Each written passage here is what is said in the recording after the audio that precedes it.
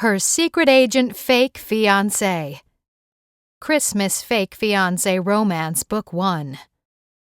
Written by Kimberly Montpetit.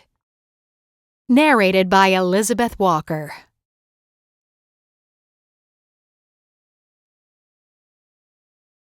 Chapter 1. Elevator Meet Cute. Erin Steele swung open the lobby doors of the FBI field office building and strode across the polished tile floors toward the bank of elevators. The doors to the first elevator opened with a subtle swish. Hurrying inside, Erin reached for the button to the 14th floor when a man suddenly appeared from out of nowhere and stepped inside before the doors closed. Reaching across her, he punched the button for the floor he wanted. Erin flinched at his abrupt maneuver. "Excuse me, I was here first." She stared into the piercing green eyes of a well-built man towering over her. For some reason, his good looks just set her off even further. One of those overly confident, handsome men who thought the world revolved around them. She straightened to her full 5'8" with an annoyed gasp.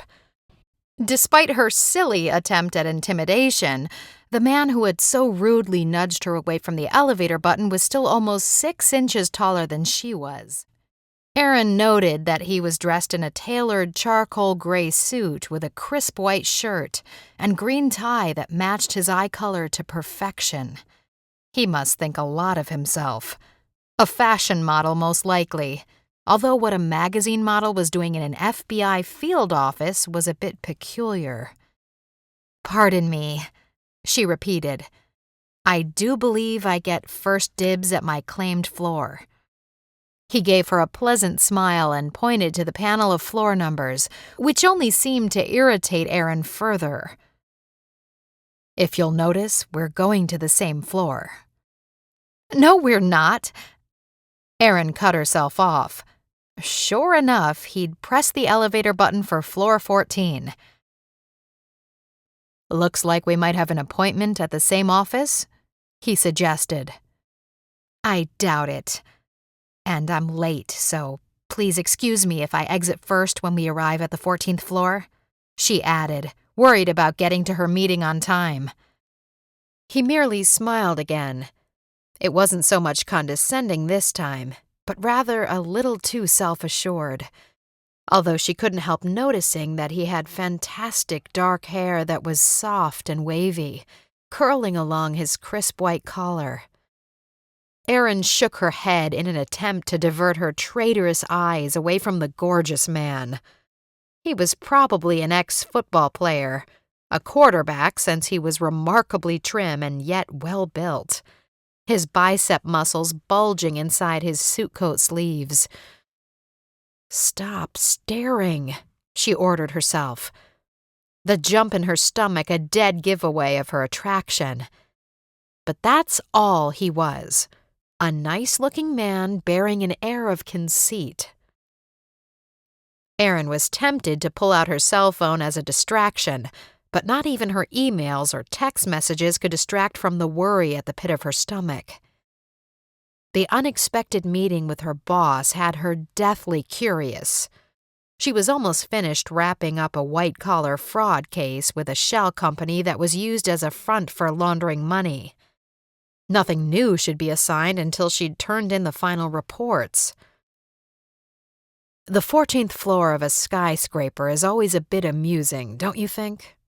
the man said, speaking in a smooth, deep voice, his eyes on her face. "What do you mean?" she asked, surprised he was talking to her. "The 14th is actually the 13th floor. They just call it the 14th so superstitious people won't freak out." "I suppose that's true. I guess it makes people feel safer not to call it the dreaded unlucky 13. She eyed him with a small grin of her own. "Are you admitting that you're superstitious?" "Nope. Are you?" "Of course not." The elevator slowed and came to a stop. When the doors slid open, Erin stepped out, a little knot of anticipation in her stomach at the late evening meeting, but also relieved that the office building was fairly new and up to date. She wouldn't want to be stuck in a broken elevator with a strange man after hours. Of course, her best friend, Lila Norwood, would have loved it. She always thought it would be romantic to be trapped in an elevator with a gorgeous man. And this specific male certainly fit the bill. But since it was only a week before Christmas, getting stuck in an elevator with no lights and no heat would totally ruin Erin's day. Striding down the carpeted hallway to suite 1455, she was acutely aware that the man was following right behind, his steps quiet but determined. Erin whipped around, senses on alert, placing her hand on the grip of her 9mm Glock in her handbag. "Are you following me?" "I'm beginning to wonder if you're following me," he said. "That's ridiculous. I'm in front of you. How could I possibly know which office you're headed to?" "Touché," he said with an amused smile. "You must be a detective." "And you probably read too many crime novels," she retorted, surprised at the sassy response coming out of her mouth. "Are you at the San Francisco FBI field office for a term paper research?" There was a hint of danger behind his eyes while he assessed her. "Something like that." "Maybe you shouldn't have pressed that camouflage 13th floor button," Erin quipped. "Besides, visitors need an appointment to see any of the agents who occupy these offices." He pursed his lips and nodded. "I see. Thanks for the tip." Why did it seem like this dude was laughing at her? His footsteps continued to follow her instead of turning down the intersecting hallway to the other wing of offices. When she reached Supervisor Howell's office, Erin pushed open the door and greeted the woman at the front desk. "Agent Steele here to see Agent Howell. I have an appointment." "Yes, he's expecting you," Laura Tidwell, the office manager, said, punching a button on her intercom while she pressed a finger against the rim of her black framed glasses. "Your appointment has arrived, sir." A male voice that sounded like a truck filled with loose gravel spoke through the intercom. "Send Steele in." Erin tried not to let her sweaty palms show as she crossed the room. The outer office door opened and closed behind her, and she craned her neck to glance backward. The man who had pushed his way into the elevator was now in the FBI office. He had followed her. Erin's heart stuttered, wondering who the heck he was, but she focused on the task at hand and firmly shut the door. Glancing through the window behind Agent Howell's desk, the evening streetlights began to glow on Golden Gate Avenue. "Steele," her boss said. "Have a seat." Erin spoke up before he could ask. "I'll be finished with the final reports of the Spillman-Hoberman project by tomorrow." Running a hand through his graying hair, Howell nodded. "That's fine. But you're not here about that. I have something new that's much more urgent." "What's happened? I haven't heard any rumors recently." "This is highly confidential. Nobody knows about your next assignment but the people in this room." Erin sat up straighter. Why did he say, "the people in this room," when there were only 2 people here? Yes, sir," she said, unsure what he was driving at. "Your word, urgent, has me curious." "Tomorrow night we're sending you to a Christmas party, where we believe there will be some stolen art pieces changing hands." Erin lifted an eyebrow. "You think an exchange will occur during the party?" "Yes. You've been recommended because you have a minor in art history. Is that correct?" "Correct. It's been several years since I graduated college, though. What type of art are you talking about?" A Russian Fabergé egg. Erin sucked in a breath, shifting in the hard chair. I believe Fabergé pieces are forged all the time. Quite well, too, I understand. This one is the real deal, we think. The last known documentation states that it belonged to the Imperial Romanov family, and we have it on good authority that the last time it sold was at Christie's auction house in New York to a member of the royal family of Qatar, 20 years ago. But certification papers could easily be forged. After 2 decades, the piece could be anywhere in the world by now, Erin told him. What year did the Romanov family own it? It was specifically crafted in 1913 as part of the Romanovs' Easter gifts, 4 years before the Russian Revolution broke out. A chill ran down Erin's spine. She knew the story of the royal Romanov family well. The entire family murdered in cold blood, gruesome and tragic. The egg's authenticity could be hard to verify, and I'm definitely not an expert, Agent Howell. Perhaps we should call in someone with specific expertise. He shook his head. No time to find someone else. We just received intelligence that the art piece is being moved tomorrow. Besides, most of our domestic forgers are in prison. Erin let out a low chuckle. Good point. What do you need me to do? We're still working on the details of the evening, Agent Howell said vaguely, now shifting in his own seat. Erin quirked an eyebrow. Why a Christmas party? Most of the wealthiest people of San Francisco will be there. We believe that the jeweled egg will be smuggled on a private plane out of San Francisco tomorrow night straight for Beijing. We need to stop its transport. The Christmas party will be intentionally crowded and chaotic. A good subterfuge for moving stolen goods. Stolen from where? That's not completely known either. A collector? A museum? Howell lifted his shoulders. It's not in the official documentation we received. But we can't let it get on that plane and disappear. He pushed a file folder across the desk toward Erin. Here are the details you need for tomorrow night. She took the folder and opened it, perusing the basics of the operation. I'll have an alias, huh?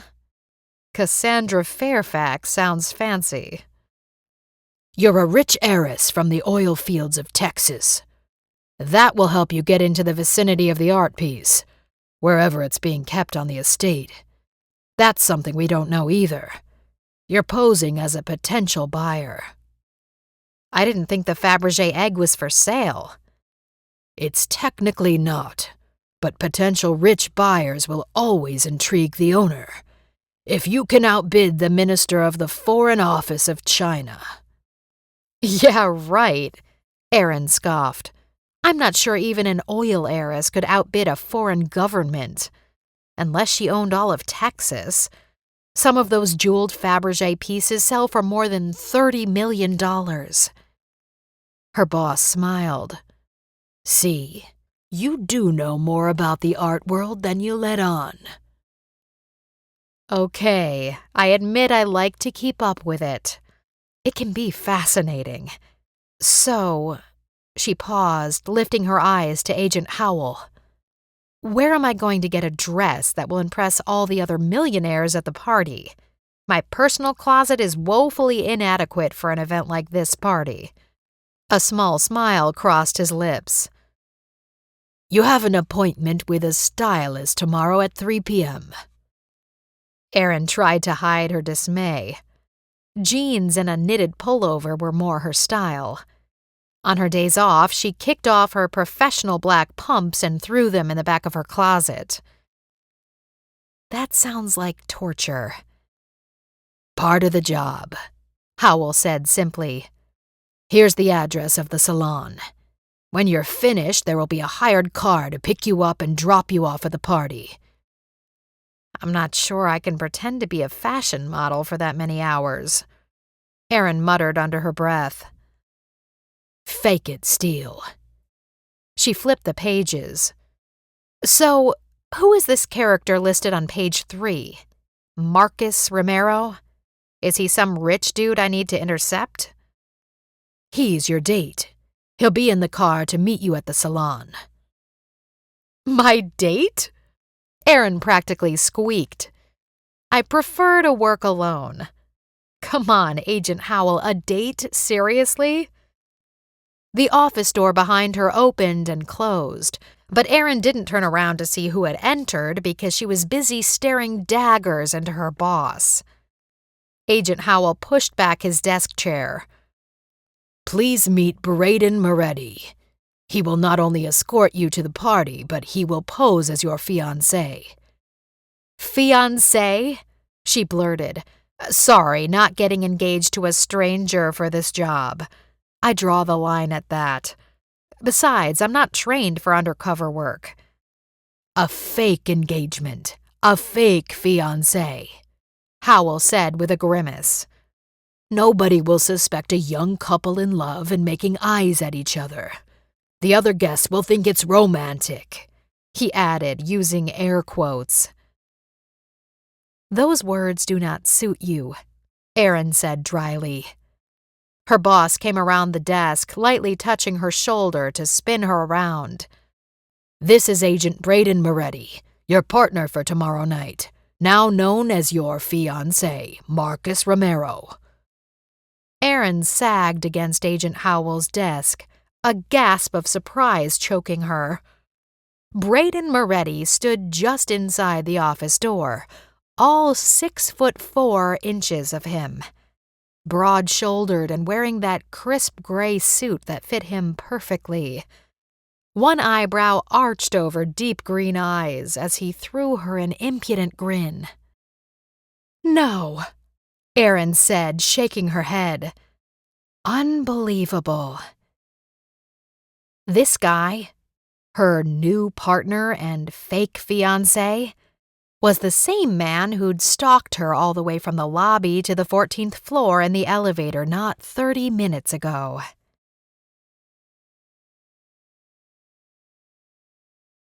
Chapter 2. A Disturbing Proposition. You? Erin said, her face growing warm. Do you two know each other? Agent Howell asked. Nope, Braden said, giving Erin a sly wink. We merely shared the elevator. Very good, Howell said, moving to take his seat behind the desk once more. Please sit down, both of you, and we'll go over the details together.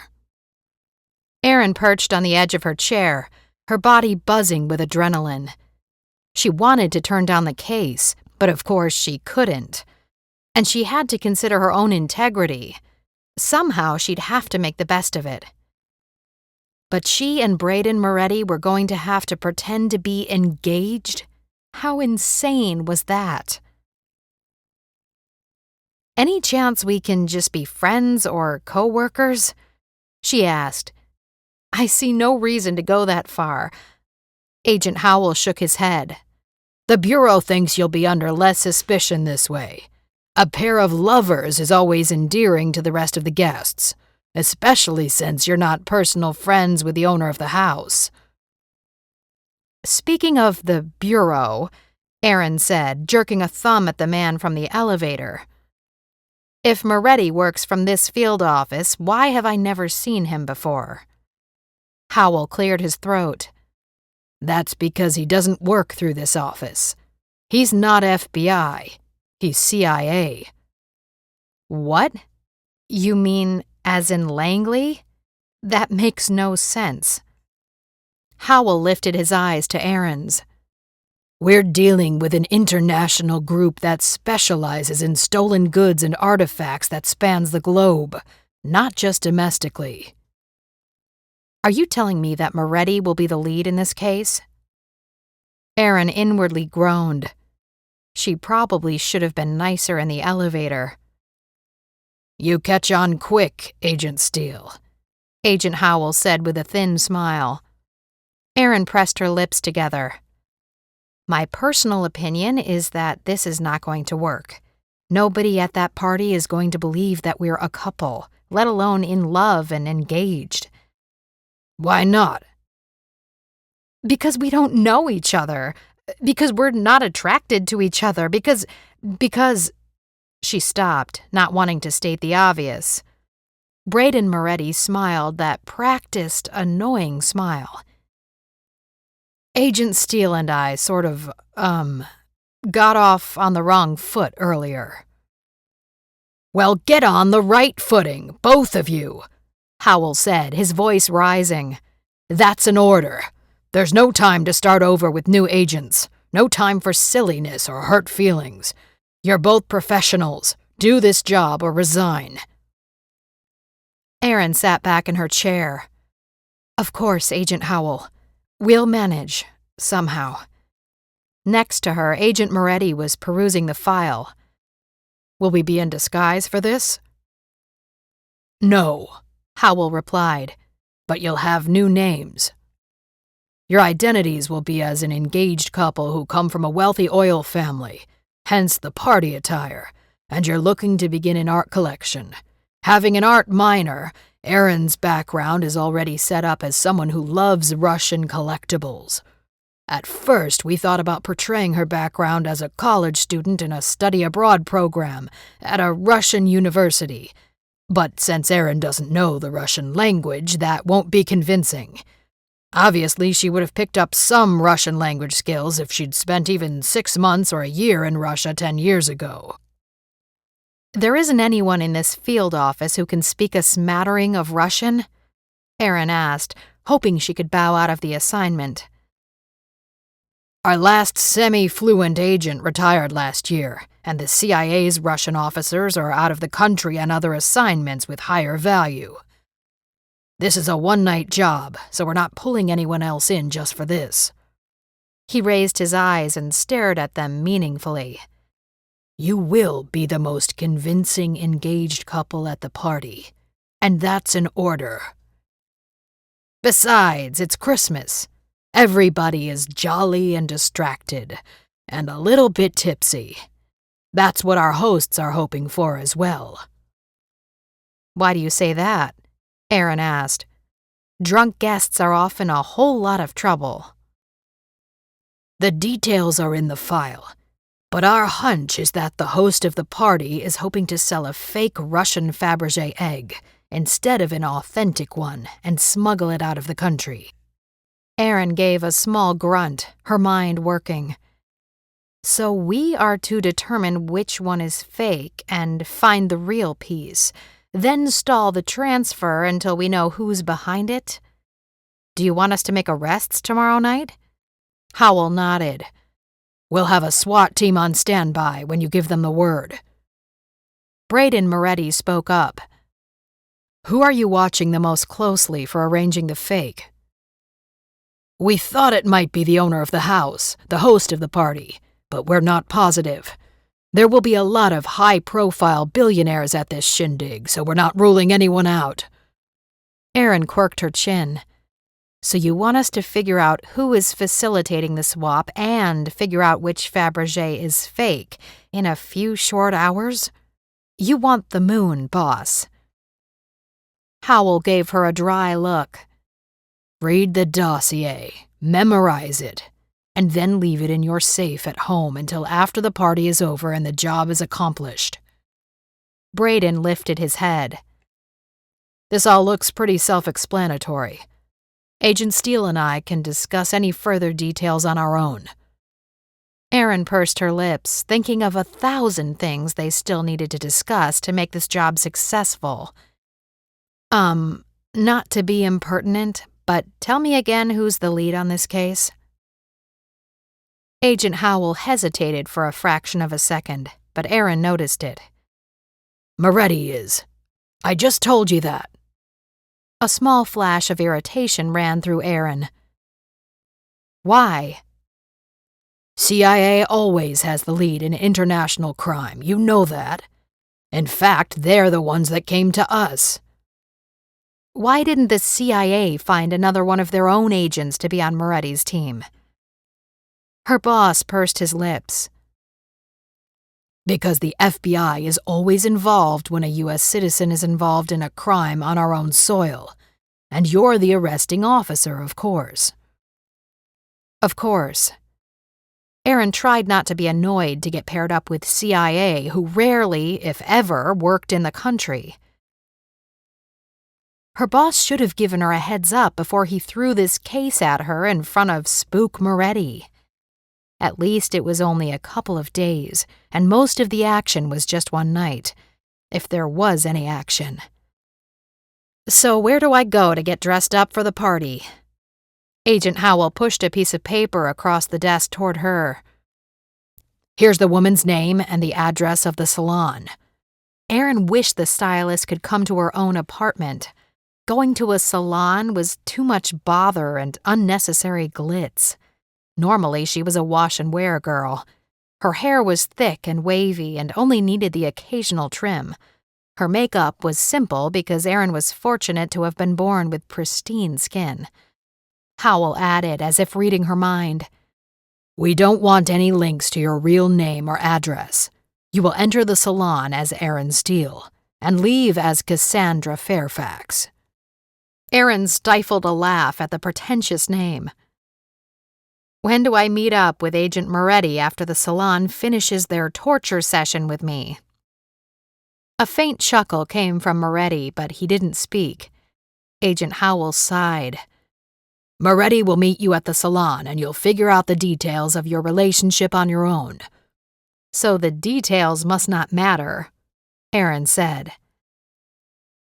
"Only that they match," her boss said with a grin.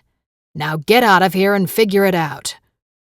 Erin rose to her feet, clutching the file under her arm while she swept through the office door and headed back down the hallway to the elevator. The sound of distant conversations came from the other offices as she passed. She wished she could head to her own office and lock herself inside with the file, but she had to get started with her new partner. They had obnoxiously little time to prepare. When she reached for the elevator button, Braden Moretti's finger punched it first. "Your timing at the elevator is impeccable as always, Agent Moretti," she said, lifting an eyebrow. "Or are you doing that on purpose?" "Maybe we were thrown together because we're already in sync with each other," he suggested with a quirk on his lips. Lips that were seriously beautiful, Erin thought before she could stop herself. "Don't flatter yourself, Moretti. I doubt we're in sync at all." He leaned against the wall while they waited for the elevator to shoot up. "We need to be in sync. We're engaged, remember?" "No, we're not. Cassandra Fairfax is engaged to you, and I will not take on her character until tomorrow evening." "Hey, I don't know why you seem to have a grudge against me," he said softly. "I'm not a bad guy. At least not anymore. My bad guy days are long over." She let out a laugh, surprising herself. "You're a piece of work." The man seemed to have an ego the size of the Golden Gate Bridge, maybe the entire Bay Area peninsula. She'd paused too long and hadn't responded to his statement about being a bad guy, whatever that meant. He was CIA after all. Many of them liked to put on an air of mystery. Erin decided she couldn't care too much. This was a one-day job. Short, simple, not dangerous at all. Then she could move on with her holiday shopping and planning her Christmas Eve gathering with her friends and family. There were a few new cookie recipes she wanted to try. She'd focus on that and try to ignore the man she'd be working with for the next 36 hours. While they rode to the lobby in silence, Braden stared at the descending elevator floor lights, his hands clasped in front of him. Finally, he said in a casual voice, "So you were an art major, huh?" Hearing his voice in the awkward silence, Erin gave a little start. Minor. My major was political science with an emphasis in international studies and economics. Impressive. I'm curious, do you know much about these Russian Fabergé eggs? I'm not sure I've ever heard of them before. But then again, I'm not a millionaire with an art collection in my penthouse apartment. Would be nice, eh? Erin found herself actually giving the man a quick smile. Something had been nagging at Erin's brain about this new job, and Braden's question regarding the objet d'art suddenly clicked. She let out a little gasp. I can see something whirring in your brain, Agent Steele. Well, I especially loved European art. There was a small section about the Romanov family and their relationship to Carl Fabergé, which always fascinated me. That led me to dive into Fabergé's incredible gold and jewelry work. I watched a video about his life a few years ago and his relationship with the Romanov family. Fabergé created hundreds of pieces for them, many given as gifts when they traveled to foreign empires. Why did you gasp when I brought up millionaires and art collections? The elevator stopped and the doors opened. Erin exited and then turned to Braden. How would my boss know that Fabergé Eggs was a special interest of mine? The Bureau has eyes in the back of their heads. She cocked her head, wondering if he was teasing her or warning her. Comforting, aren't you? He grinned mischievously. They always warn us to watch our backs. Erin rolled her eyes as they walked out into the early evening. Misty fog rolled in from the bay to curl through the streets of Victorian houses and office buildings. A chill crept up her neck at Braden's words. He was joking, wasn't he? Still, Agent Howell had told her straight out that he chose her for this job because of her art history minor degree. But how would he know her fascination with the Romanov royal family and Fabergé? It was a coincidence that this art fraud job concerned exactly that. She said a quick goodnight and headed to the parking lot to retrieve her car. No streetcar commute? Braden's voice said behind her, startling her once again. She thought he had peeled off in the opposite direction once they left the sidewalk of the FBI building. Nope, I'm lucky to have parking at the apartment where I live, and my folks retired to the East Bay area, so having a vehicle makes it easier to see them. You're lucky not to have to ride BART then. Precisely. Hey, he said as the streetlights grew stronger in the gloom. Will you tell me more about Fabergé Eggs over dinner? I know nothing about them, and they sound a little bizarre. Mostly I need some briefing so I don't make a fool of myself at the party tomorrow night. Okay, Erin said slowly. I'd like to read the file on my own, and then we can talk details tomorrow in person. Besides, who am I to prevent you from making a fool of yourself? Ooh, that's some wicked sass, Agent Steele. Braden's voice was husky, as masculine and sexy as a movie star. See you tomorrow, he added as he moved down the row of vehicles toward his own. But don't worry, I don't bite. Is that a promise? Erin called out, jabbing her car key into the driver's door of her Nissan Altima. She heard his car door open in the half-empty parking garage, and then his deep chuckle that sent chills up her spine. Despite her attraction to Braden Moretti, the man made her nervous, but it was her own fault. She wasn't used to working with someone so incredibly good-looking and close to her same age. Most of the other agents she'd done cases with could be her father. Her defense mechanism usually resorted to healthy doses of snarky repartee. But was that enough to get her through a lavish party at a millionaire's mansion tomorrow night and sneaking around the house to look for fake art? Erin's gut clenched with anticipation.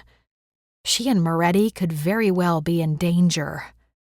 At the moment, she'd try to forget about the risks, go home and sip a hot cocoa while she memorized the case file she'd tossed onto the passenger seat next to her. She'd kill this case and impress her boss if it was the last thing she did. Which it very well might be. No matter how casually Agent Howell had spoken about the criminal fraud of this case, she and Moretti were walking into a situation fraught with danger. A lot could go wrong if they weren't careful. No, not a lot could go wrong. Everything could.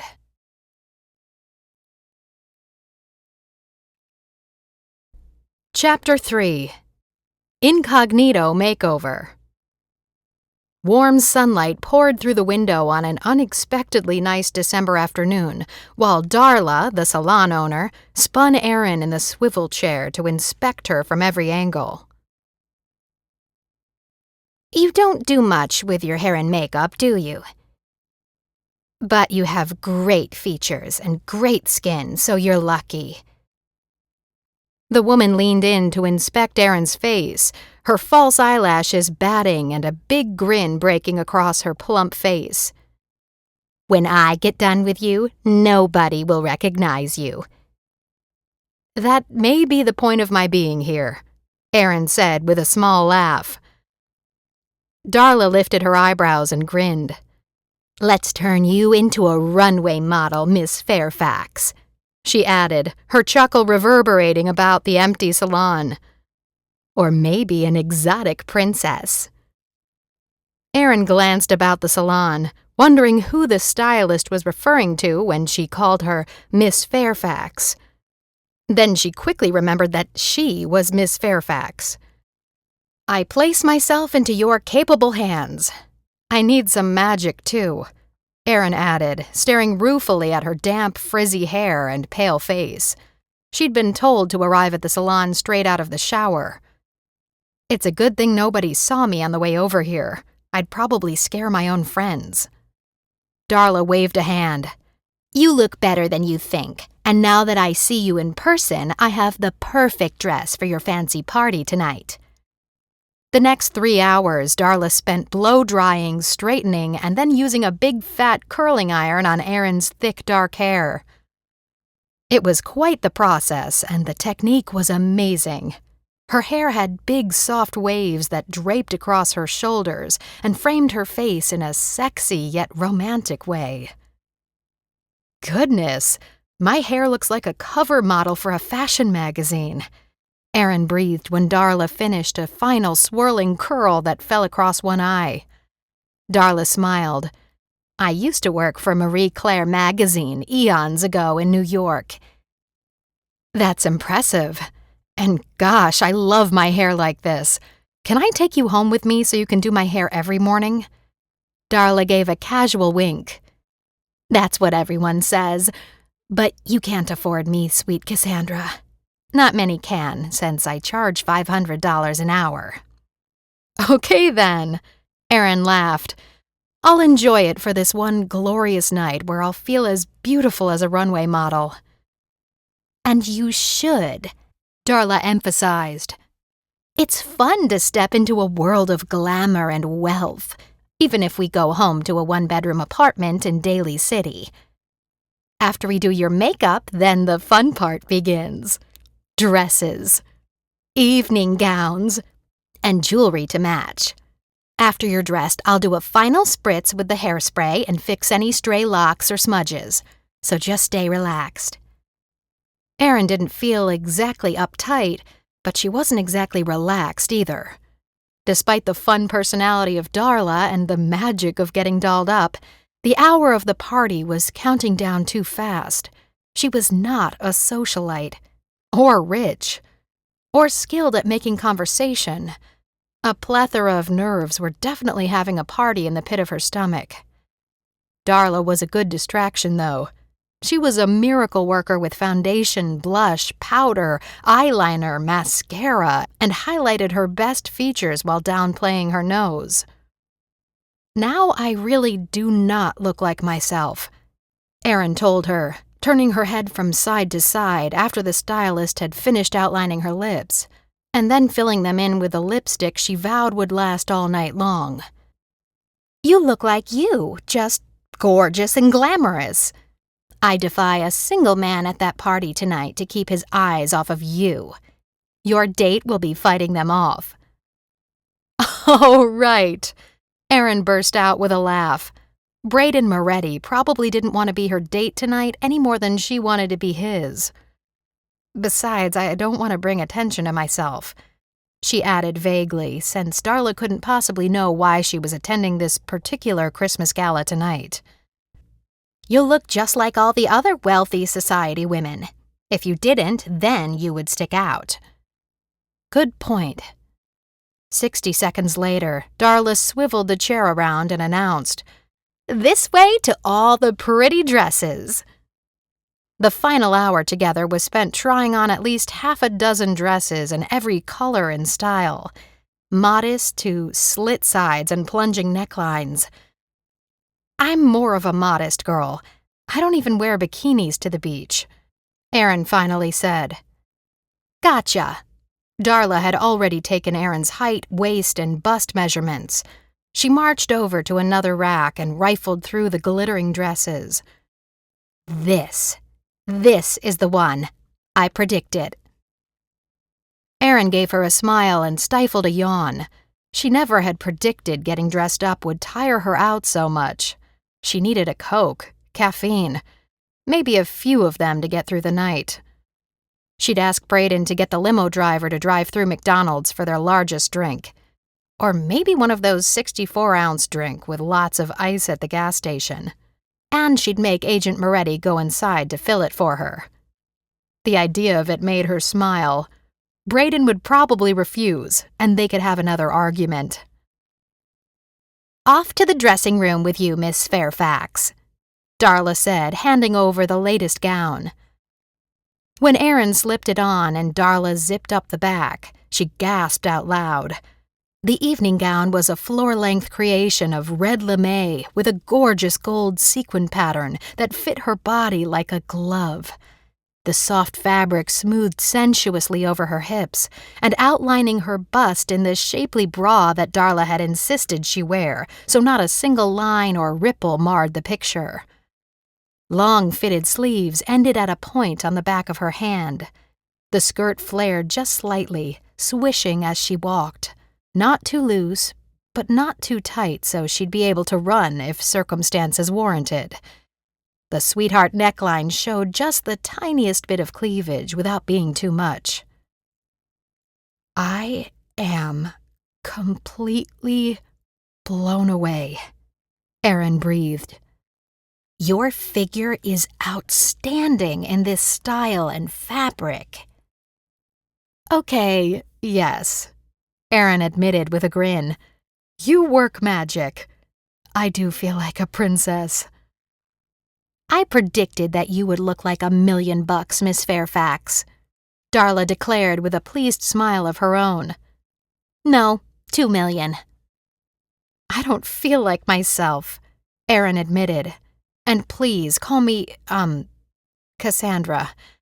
There. She had finally spit the name out of her mouth. She had to get used to the alias name before she unintentionally stumbled later tonight with the other guests at the party. Cassandra Fairfax, Darla said, eyeing her from every angle. You will be a showstopper. All those rich men will be proposing to you tonight. Rich men, ha ha! Darla put on a pout. Why do you laugh at me? Because I'm already engaged. Okay, now Erin had said the other part out loud. You're engaged and never breathed a word all afternoon? Erin gave a lame shrug.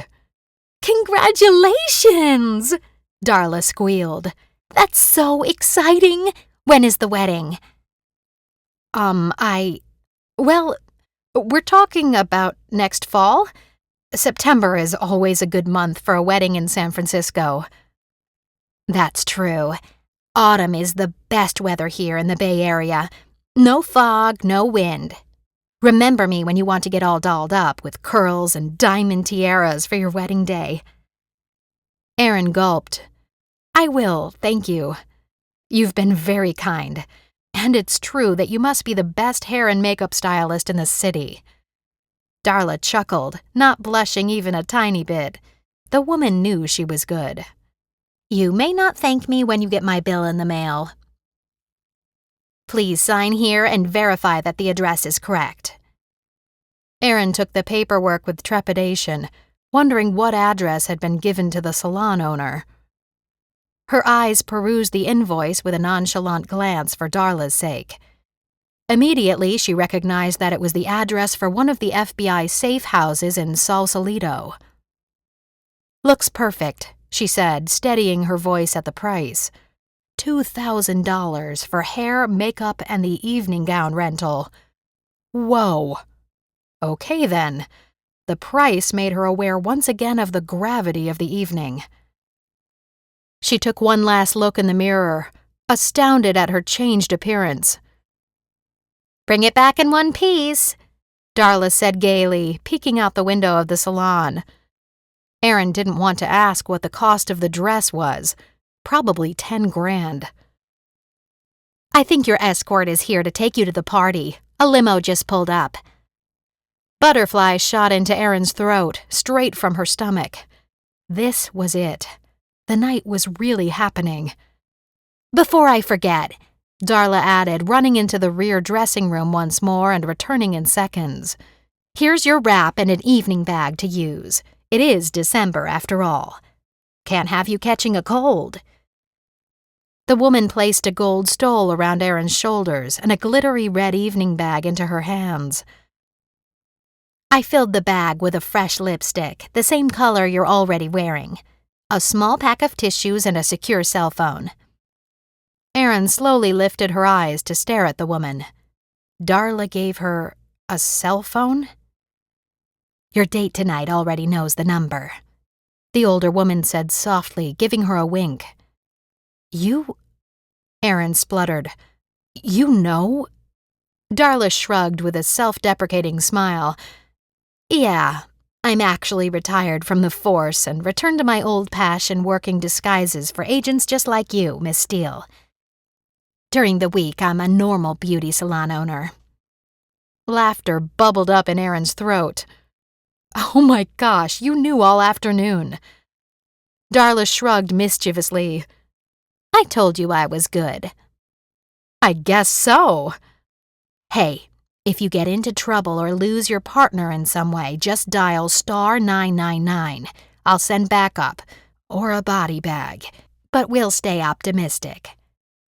"You're so comforting, Darla," Erin said, throwing in a bit of sass. "Your limo and man await, young lady," Darla said while Erin was still in shock over herself and the wall of mirrors. Erin gulped, nerves shooting into her throat. "It's time. I mean, he's here already?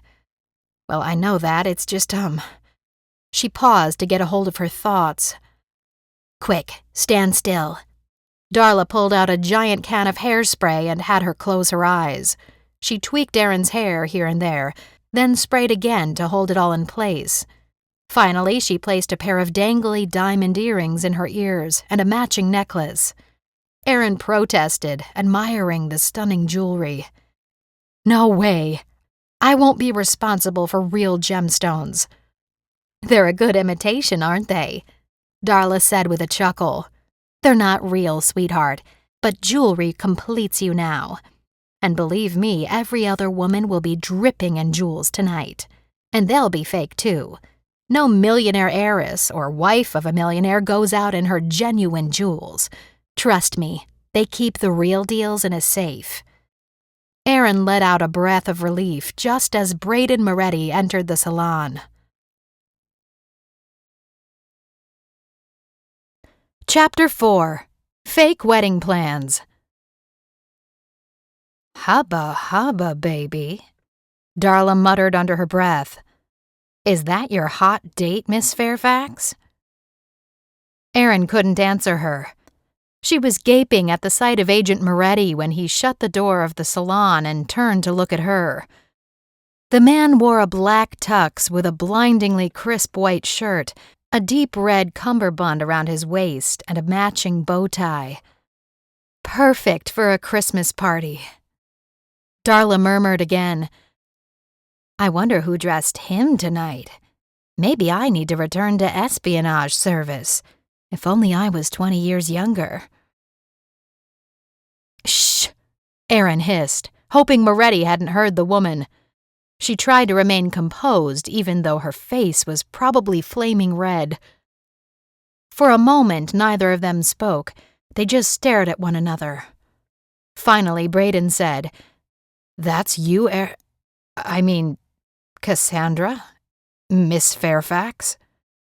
Erin spread her hands and raised an eyebrow. "Who else?" "You look fantastic," he complimented her. "Thank you," she said simply, trying to still her heart so it wouldn't jump out of her chest. "The limo is at the curb. Shall we go?" he asked. Stepping forward, he held out his arm for her to take. Being close to him was something she had avoided at the field office, so it felt weird to have his sleeve brush up against her arm. And then her stomach did a somersault when his warm fingers took her hand and placed it in the crook of his arm to escort her outside. "Have fun, you two," Darla called out as Agent Moretti led Erin out to the waiting limousine. "Don't forget your bag, Cassandra," she added, running to fetch a small black purse. "Thanks, Darla." Erin tucked the bag she'd brought with her from home under her arm. She gave a little wave while Darla winked at her and then closed the salon door, peeking through the glass. The sharp December air took Erin's breath away, and she pulled the warm wrap tighter around her shoulders. "Cold tonight, isn't it?" Agent Moretti said. "A bit," Erin said, shivering. "I'll keep you warm," he added simply. "There's no need for that, Moretti," Erin retorted, then bit her lips. She hadn't meant to sound so vicious. "I'm not coming on to you, Miss Fairfax," he said. "Just offering my jacket if you get too cold." "Oh, well, thank you." Braden opened the rear door and helped lower her onto the plush leather seat. When Erin swung her legs inside the vehicle, her dress slipped off her leg where the dress had a slit up to her knee, which showed off a bit of her thigh. Quickly, she grabbed the length of the dress and tucked it underneath her, biting at her lip. She could tell that Braden was trying not to stare, but he didn't say anything as he rounded the back of the limo to get in on the opposite side of the car.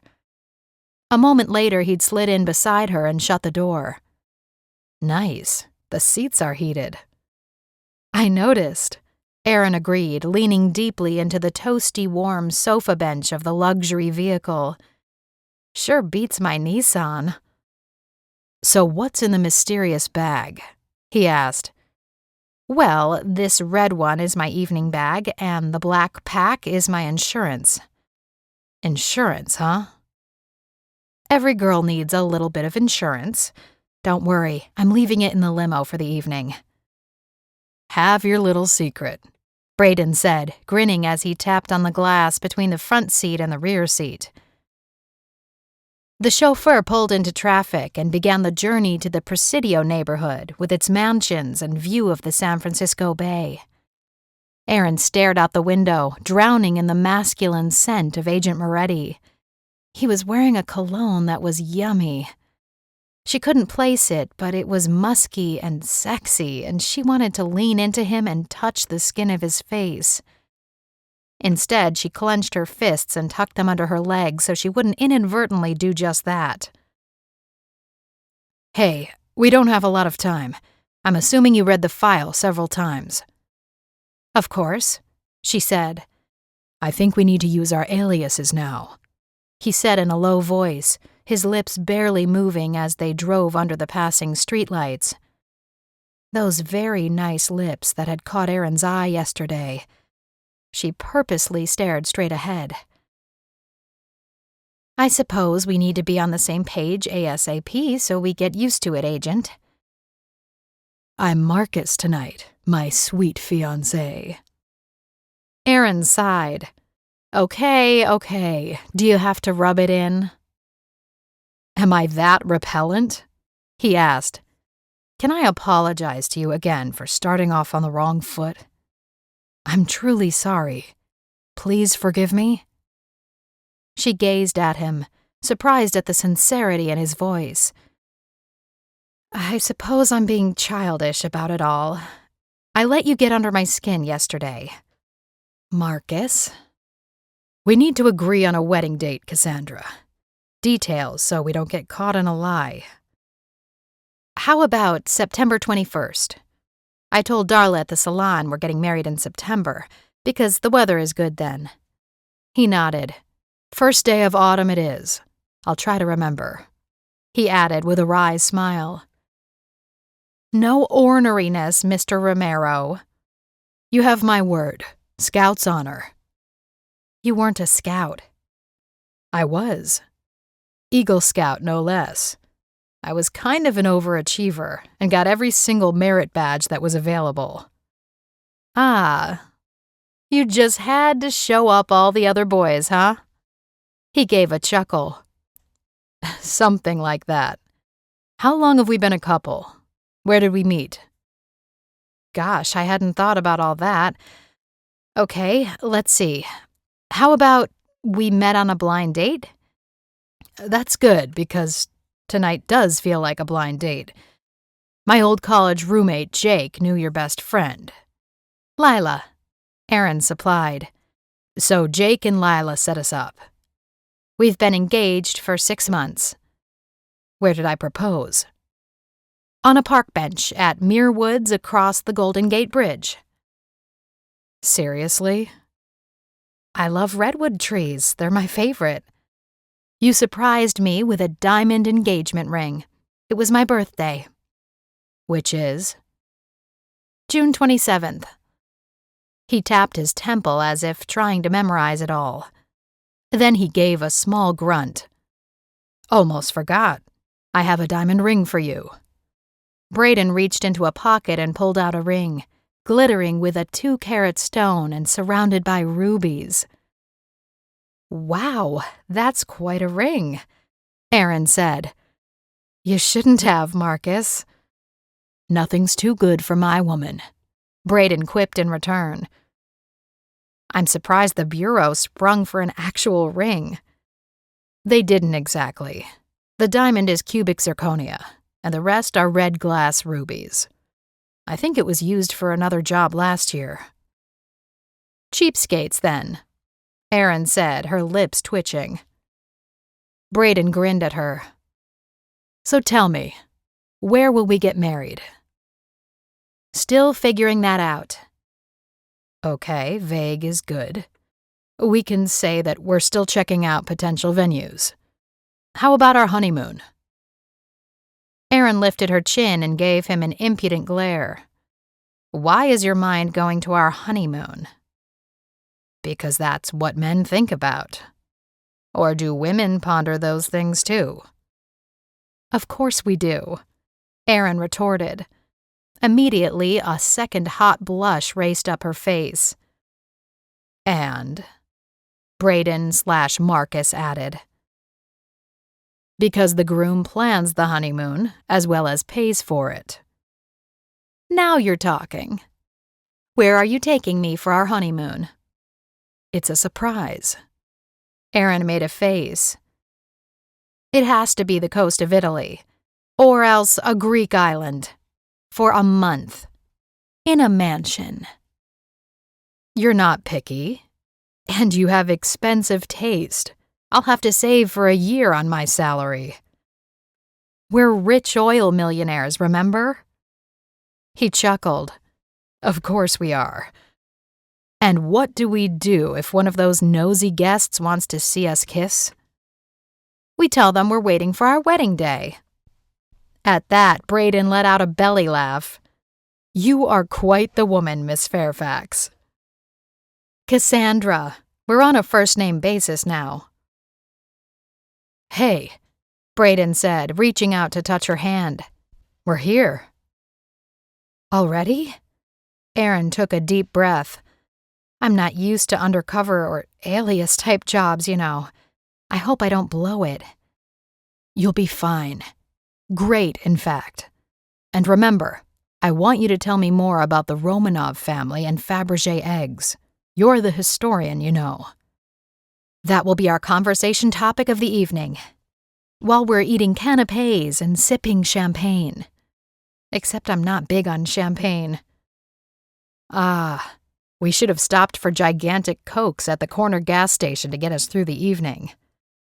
Funny you should say that. I was thinking the exact same thing back at the beauty salon. No worries. Adrenaline will kick in soon. I hope so, because I have a huge bout of nerves. I've never been good at meeting new people and doing the party small talk thing.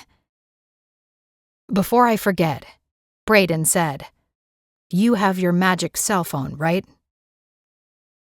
Yep, it's magical, huh? She asked with a grin. It's a secure line and can only be used to communicate with each other in case we get separated. You can send texts, too. Technology is so advanced these days, Erin said, widening her eyes as if in awe as she pulled the tiny cell phone out of her evening bag. Okay, smart Alec. Let's make sure we're synced up. They took a moment to test the phones, and then Erin tucked hers back into her evening bag. And here we are, Braden said, gazing out the window. The limousine glided into an empty spot in front of the palatial mansion. Lights blazed in every window. Fountains sparkled under the night sky of stars. Luxury foliage flanked brick and stone pathways and gardens. Erin gulped. This house? This gorgeous monstrosity of wealth? I'm not worthy to go inside a house like that. There's a rumor this is the most expensive house in San Francisco. Are you trying to make me feel worse? Braden gave a quick laugh and then jumped out of the limo. He dashed around the back of the vehicle and opened Erin's door with a flourish. "Milady," he said, stretching out a warm hand to take hers and help her out of the limousine. His touch sent unexpected shivers down Erin's spine. Seriously? What was all that about? It must be the magic of the night. The fancy house, the gorgeous dress. She didn't even look or feel like her normal self. It was all pretend. A fairy tale. No, it was a job. And she needed to focus and not get swept away with silly details or nerves. After Braden shut the back door of the limo, he wrapped an arm around Erin's waist to escort her up the sidewalk toward the front grounds of the house. "Hey, buddy, getting fresh?" she said, attempting to move away from him while she extricated his arm. Agent Moretti leaned down to murmur into Erin's ear. "Hey, we're engaged. We're supposed to be in love, so we need to act like it. But I'll try not to make you uncomfortable with too much touching, okay?" Erin swallowed. Okay, she grumbled. "Honestly, you're a real trooper. I know it's going to be a tough night," he added sympathetically. "Let me know if I come on too strong during the evening." "Thanks, I appreciate that," Erin told him. It was nice to know that Braden was aware of how awkward this could be for both of them. Braden added, "Okay, let's smile and hold our heads up like rich oil heirs. And you will be the princess of the ball. You look like $1,000,000, you know." "You really think so?" "I know so. You're a darn attractive woman, Cassandra Fairfax." "Well, thank you," Erin said primly. It was nice to hear, especially coming from such a handsome man like Agent Moretti. His confidence and charm was a little overwhelming, too. Plus, even wearing stiletto heels, Erin still had to tilt her head a bit to look at him. It was always nice to have a man tall enough for her. She found herself staring at his broad chest and wide shoulders. Then she blinked. Enough of that. Focus. Concentrate. Letting out a slow exhale, she couldn't help but think that it was going to be a long night. "Doesn't it feel like we just stepped into a high-octane James Bond movie?" Erin confessed. The sprawling mansion with high-end sports cars on the street, the manicured grounds and magnificent front entrance. "I was thinking the same thing." Braden/Marcus murmured in his husky voice. "If I wasn't Marcus tonight, I'd ask you to call me James." Erin couldn't help laughing at that. "Next time around, we'll pick our own aliases." "Next time, Cassandra?" he asked with a wink that made Erin melt a little. They moved over the stone pathways past lovely dripping willows and clusters of eucalyptus trees, as well as a sparkling fountain lit up with Christmas lights. At the front door, a butler extended his gloved hand. Braden, now Marcus Romero for the rest of the night, handed over a gold-engraved invitation. "Thank you, sir," the butler said. "Please enjoy your evening, ma'am," he added with a nod to Erin. An impressive entryway featured a chandelier dripping with teardrop clusters of lighted glass. Marble floors, and a graceful double staircase assaulted every one of Erin's senses. "Wow," she whispered. "This house is amazing. How much did you say the most expensive San Francisco house cost?" "Close to 30 million. Now close your mouth, lift your jaw, and smile." Erin gave him a small punch in the ribs as they moved slowly through the entryway, toward an open room on the right where the owner of the house and his wife were greeting guests. "Yes, boss." When Braden's hand smoothed down her arm to take Erin's fingers in his and lace their hands together, tingles ran rampant along her body. She sucked in a breath, wavering on her feet. A moment later, they stood in front of their host and hostess. This must be Jack and Olivia Donnelly. Erin had memorized most of the details from the dossier file. "Marcus Romero," Braden said easily, a quick smile on his lips. "This is my fiancée, Cassandra Fairfax." Jack Donnelly grasped Erin's arm tightly in his fist. She sucked in air, forcing herself not to yelp or wrench her arm out of his dominating hand. "Now you're a gorgeous thing, aren't you? Lucky man, Romero." Olivia Donnelly didn't seem to notice or be bothered by her husband's attention. Maybe Jack said this sort of thing to every woman he met. "Cassandra," Mrs. Donnelly said, "I'm glad you could attend our little holiday gathering." "Thank you for the invitation, Mrs. Donnelly. Your home is absolutely beautiful." The woman wore a floor-length silver gown, her graying hair perfectly coiffed, red lipstick staining her mouth. "Please call me Olivia. By the end of the evening, we'll all be a little drunk and on a first-name basis. Might as well loosen up early rather than later." Jack laughed, his shoulders moving up and down with mirth. "The missus is right. So when do you two tie the knot?" he asked, staring at Erin in an appraising manner, while she tried not to squirm under his intense gaze. "September, actually."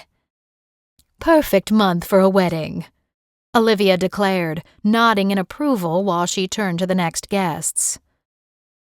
"We must have a moment to talk business, Romero," Jack Donnelly said to Braden, slapping him on the shoulder. "I understand you're a descendant of the Claremont oil family. You might be interested in my little art collection." "You heard right," Braden said easily. "Cassandra and I look forward to seeing your paintings and sculptures. You have quite the reputation for fine art." "It's never too early to begin decorating your home," Erin added with a smile. "Where did you two end up buying?" Jack asked. "Oh, we're still looking." Braden said casually. Perhaps the Coit Tower area, or Sausalito across the bay. Cassandra loves a good ocean view. Erin smiled up at him, tempted to bat her false eyelashes just to give Braden a hard time. Jack said, I'll hook you up with my realtor. He'll do you good. I'll tell him so myself. Every newlywed couple needs to start married life outright. Much appreciated, Braden said. Olivia interrupted. Now let them enter the party, Jack, and find the open bar. Nearly everything is upstairs, the ballroom for dancing as well as food. Please feel free to wander the house. We decorated every room for the holidays. It's quite the tour. Enjoy the evening and thank you for coming. As they sauntered away from the receiving line, Erin murmured, Well, that was easy. We even got an invitation to explore the house. Advantageous, Braden said, slipping his hand under hers again. That's typical of Christmas parties in this part of town. Like an open house with all the glitz and booze you could want. I'm shaking, Erin confessed, blowing out a breath to help her relax. You did great. Charming and not a hint of nerves. It sounds like you attend fancy house parties every weekend. It just comes natural, I guess. He teased her, squeezing her hand. Part of my training to be whoever people want me to be. So you're admitting that you're actually a chameleon? Erin said pointedly, lifting an eyebrow. A fake? An imitation of a real person?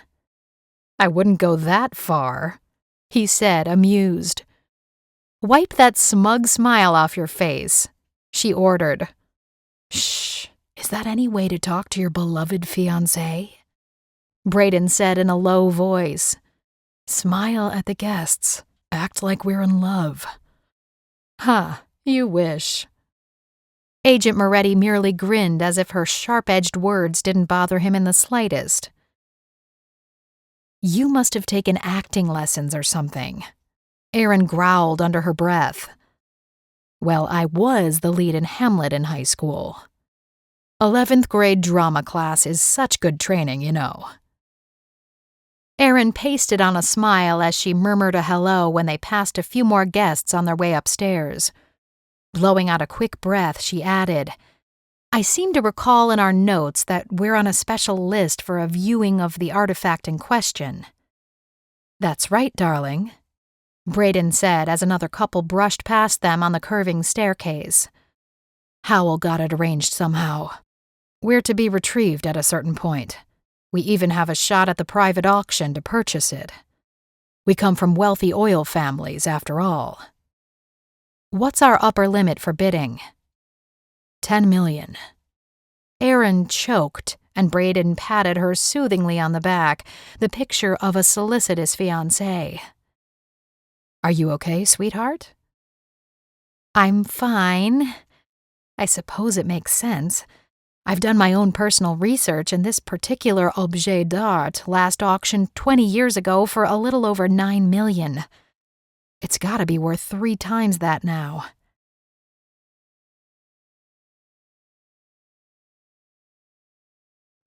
Chapter 5. It's all an act. Do tell me more, Braden said with a chuckle. You promised me a story yesterday, you know. I will, Erin told him airily, after we get to see it for ourselves. At the top of the double curving staircase lay a wide hallway of glistening marble floors and gold leaf motifs. Straight ahead was an impressive columned breezeway that led to a gorgeous ballroom. Erin couldn't refrain from gasping at the magnificent room. The ceilings were painted with murals that reminded her of European castles. Corniced corners and plaster friezes. A shiny ballroom where a live 3-piece band was playing 1940s big band-era dance music. The open bar was busy, and the catering team was laying out the finishing touches of platters of food on snowy white linens, on tables decorated with flowers, poinsettias, and Christmas garland. Near the catered banquet tables, laden with food, stood an enormous 20-foot-tall Christmas tree, loaded with glittering red ornaments, luxurious garland, and a sparkling lighted star shimmering so high it almost brushed the ceiling. "That's the kind of tree that I always dreamed about as a kid," Erin confessed. "Me too," Braden agreed, slipping an arm around her shoulders to draw her close and kiss the top of her hair. "It's pretty spectacular." Erin muttered under her breath, "You seem like such a natural with this affection business and pretending to be a couple." Braden put a finger to his lips, glancing about for listening ears, but the band was too loud to be overheard by anyone. "Our little secret." Erin narrowed her eyes. "Do you do this often?" "Nope," he said with a grin. "First time for everything. But you make it easy." Erin wasn't sure he actually meant that, since she'd been a little bit of a brat to him earlier, but the mansion house was quickly filling with people. Guests dressed in gowns and tuxedos sauntered up the various staircases while carrying champagne or a stemmed wine glass in their hands. "You hungry, Marcus?" Erin asked, a teasing lilt to her voice. "I'll fill a plate for you with your favorite foods." "You don't know my favorite foods." Now it was her turn to shush him so they weren't overheard. "I'll make a wild guess. Buttered slugs and horseradish on spinach greens." "You are incorrigible, Cassandra," he told her. "You just stole my line, Marcus." "Let's have one dance first," Braden suggested. "Then eat." Dancing wasn't part of the game plan, Erin protested. "It is now. Besides, I'm a terrific dancer. My mother taught me." Braden bent to whisper in her ear. "Plus, dancing is an easy way for us to look like a couple in love." Before Erin could protest again, Braden had whirled her onto the dance floor and was slipping his arms around her waist, tightening his fingers around hers in a romantic grip while he held her against his chest. Erin's brain whirled. Agent Moretti, Braden, Marcus for tonight, this man, the warmth of his body against hers, his smooth, masculine jawline brushing against her cheek. All of him caused her knees to wobble. Hyper-aware of his hand on the small of her back, Erin tried to slow her breathing down, a stiff smile on her lips so she didn't betray the effect he had on her. This was all just business. A job. Nothing more. He probably held every woman like this when he danced with them. She was nothing special. In fact, he often annoyed her, although she realized that part of her annoyance could be blamed squarely on herself. With a grace she couldn't deny, Braden moved her across the dance floor, slowly turning this way and that as they dodged a few other couples. Erin loved the music of the big band era. She could almost hear the voices of Sinatra and Gene Kelly singing in their distinctive voices with the live band. This was her grandparents' era, and maybe her great-grandparents', and a great choice for a Christmas party. Timeless ballads and love songs sprinkled with lots of holiday medleys. "Your mama taught you well," Erin complimented. "Thanks. She was on a dance team in college, then competed in international ballroom style until she started a family." After a couple of foxtrots and a slow swing, Braden twirled Erin under his arm, then bowed when the band announced a 15-minute break. He was a good actor. Better than she was. He was smooth. Very smooth. Erin figured anybody watching would never suspect that they actually barely knew each other. Had only met yesterday under annoying circumstances. "You're good, Cassandra." he said in a low voice, as if reading her mind. That was fun. I haven't danced in ages. There aren't many places where traditional couples dancing can be found, she agreed. Except for country western bars or nightclubs with hard rock or experimental music and lots of drunk people. Braden smiled at her. I'll wager there will be a lot of drunk people here in a few hours. True. There might be a long line of Uber and Lyft cars about 2 a.m.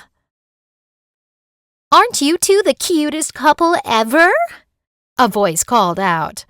A woman with platinum blonde hair and wearing a half-gallon of perfume grabbed at Erin's hand and swung it. And you, she added, gazing up at Braden, are delicious. Are you a model? Erin lifted her eyebrows as Braden blushed and tried to laugh it off. No modeling on my resume, ma'am. Sorry for interrupting. The woman hurried on. I'm Charlene Williams, best friends with Olivia Donnelly, our hostess. Marcus Romero, Braden said, introducing himself. This is my fiancée, Cassandra Fairfax. Oh, I already know that. Olivia told me all about you two. She told me that you were recently engaged, too. How fun is that? When's the wedding? Do you have your dress yet? I can give you a list of good caterers and beautiful halls to rent. Just give me your number and we can text. Erin's mind was trying to catch up. Olivia. Oh, yes. The wife of Jack Donnelly. The owners of the house they had met 30 minutes earlier in the receiving line. That should be on the tip of her tongue. They were in the file after all. It was Braden's fault she was distracted. I don't have my phone with me, Erin said lamely, then realized with a gut punch how stupid that sounded. Most people knew their own numbers after all. Of course, after tonight, she didn't plan on seeing or talking to any of the guests, let alone carry on a pseudo-friendship with a woman who wanted to give her wedding pointers. But you can give me your number anyway, sweetie, Charlene went on with a giggle. What Cassandra means is that she doesn't have her number memorized, Braden said quickly. She likes to input her contacts under names instead of numbers. Besides, her personal assistant takes care of her schedule and is doing much of the wedding planning. Well, of course, someone like you wouldn't be navigating the mundane to-do list. I'm sure you have a professional wedding planner. Who are you using? Erin tried to remain unflustered. I'm still interviewing wedding planners. You need to get on that, especially if your wedding is in 9 months. That's the #1 item on my to-do list for Christmas break. Charlene lowered her voice and leaned closer. People like us don't really get breaks, do we? Even if we have housekeepers and business managers. Isn't that the truth? Erin said, linking her arm through Braden's elbow and tugging just a tiny bit. He got the hint. If you'll excuse us, Mrs. Donnelly, we're going to make our way to your fantastic banquet. Party's just getting started, Charlene said gaily. So lovely to meet you, Erin added. Thank you for all the advice. Charlene gave one last tidbit. Give your maid of honor her own to-do list. That will help enormously. Now I'll leave you two lovebirds alone. She disappeared into the jostling guests that was growing by the minute. A crowd of elegantly dressed women with piles of hair, thick makeup, and jeweled handbags, accompanied by men of every age in tuxedos. I suppose there's no rush, Braden said, appraising the loaded banquet tables, decorated with bouquets of fresh hothouse flowers and dripping red and gold candles. I think there's enough food here to feed twice this many people. We'll do early dinner, then a second late dinner if we need fortifications. Parties like this often go on all night. Yummy, Erin said with a sly smile. Braden laughed and handed her a gleaming china plate. 15 minutes later, they had loaded their plates with beautiful hors d'oeuvres, spears of ham and cheese and caviar, as well as flaky croissants and fluted glasses of sparkling cider. No alcohol, but it looked like champagne, so they blended in with the other guests. Braden found them a small tabletop on the far side of the ballroom, where they could observe the guests. An hour later, after eating dinner and even dessert, Erin tapped her foot and tried to suppress a yawn. "It's nearly 10:30. "Party's just getting started," Braden said with a calmness that irritated Erin. It was true. Most people were just sitting down to their dinner plates, conversation increasing in volume. The band's lead singer was now crooning into a microphone. "Sorry, just nerves. I want tonight to be over already." "Maybe we need to get a little drunk. It would help pass the time." "Sorry, no." "We could find an empty room and make out?" She hissed. Double no. "It was a joke, Cassandra." He reached over to hold her hand across the table in a fake loving gesture, and Erin gave him a weak smile. "Sorry, I'm on edge. Nervous energy." "You really do look fantastic, my love." "You can quit buttering me up, Marcus," she teased in return, laughing gaily as guests passed by in an effort to act like they were in love. Fake relationships were stressful. That's all there was to it.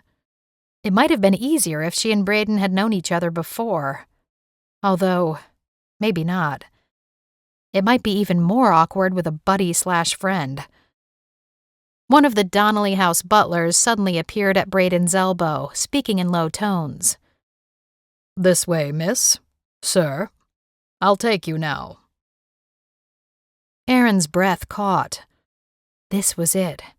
She was actually going to see a Fabergé egg created more than 100 years ago. It was something she had never expected to experience in her entire life.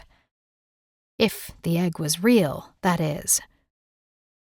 With a flawless smoothness, Braden rose and lifted Erin to her feet. "This way, darling," he murmured, looking every bit like a 19th century aristocrat. They followed the butler out of the ballroom and down a long hallway with the most exquisite parquet flooring and stained glass windows. The party's music and chatter diminished when they came to the end of the hallway and the butler ushered them into an elevator.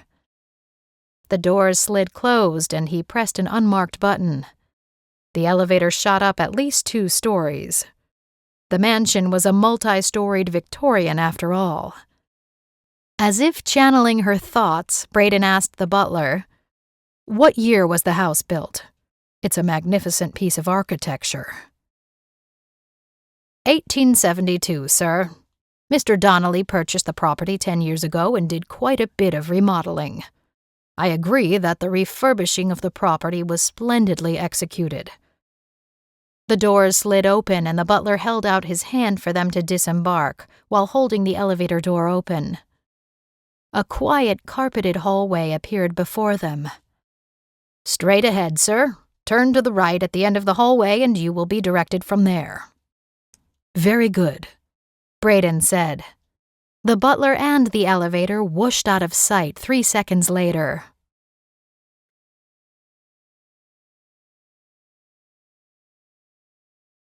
Chapter 6. Special Invitation. They were alone in the empty hall. Erin took a deep breath and mouthed a, "Wow." Braden grinned down at her and she slipped his arm through his while they moved forward, their steps noiseless on the plush forest green carpet. Chandeliers glittered overhead every 10 feet or so. The paneled walls were a rich, polished mahogany. They passed a dusky sitting room, then a beautiful library that smelled of lemon and cigars. Heart pounding in her throat, Erin followed Braden down the intersecting hallway. At the very end, the hall opened up into an art gallery, an attendant at the door. "Please come in, sir. Ma'am." the attendant said. "May I see your special request card?" Braden put a hand inside his suit coat and pulled out the white card embossed with gold letters. "You are invited to attend a personal showing of the Fabergé Winter Egg art piece on Saturday, December 15th at the Donnelly Mansion Christmas party." Erin let out a small, surprised cough. So, Agent Moretti got the invitation card in his packet. Darn her boss, Agent Howell. She was perfectly capable of handling it. She was the amateur expert about Russian artifacts and artwork. Despite the low growl in her throat, Braden tugged her into the large, airy room, as if he could read her thoughts. Inset windows wrapped around the Hall of Art. It was dark outside now, of course, but Erin could only imagine what the room looked like during the day. Beautiful, light-filled, and warm as a sunny summer day, even though it was dreary December. Even at night, Jack and Olivia Donnelly had done their best to include several light sources. Lamps and chandeliers brought light into each corner of the room, showing off the paintings and sculptures that the Donnelly family had acquired over the years. "May we look at the paintings and other artwork as well?" Erin asked the man standing at the door. She noticed that Agent Moretti was doing his agent thing, his eyes flickering discreetly about the room, the entrance and exit, the guards, and the layout for any potential future trouble. Nobody else would notice, especially when he used a wide-eyed, innocent stare as if he was an art lover overcome by the beauty of the pieces. She had to admit that Braden, aka Marcus Romero, was good.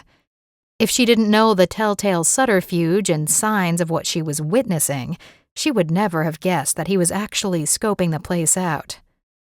A tingle of excitement jumped into her throat. "I can't believe I get to see the actual Fabergé Winter Egg," she said, giving a little jump on her heels to capture the attention of the attendant at the door. Another one of Donnelly's butlers or a security guard? Erin gave him a wide-eyed smile when she spotted the small bulge at the man's hip under his jacket. Yep, he was packing. He was security, all right. "Miss, you only get 5 minutes. You may spend it looking at anything you would like, but since you're here to bid on the Winter Egg, I suggest you spend the time there." "Well, of course," she said, fluffing at her hair and giving a tiny shake of her hips in an effort to distract him. "I've been reading about Fabergé and his incredible eggs for the Russian royal family since my college days. Sort of a hobby of mine." "To think we can actually make a private bid for it, darling," Braden said, slipping an arm around Erin's hips to give her a possessive embrace. Erin forced herself not to grimace, but to look up into his handsome face as though she was overcome by her fiancé. The guard gave them an indulgent smile. "You are newly married?" "Is it that obvious?" Braden asked with a small chuckle, leaning in to kiss Erin's hair.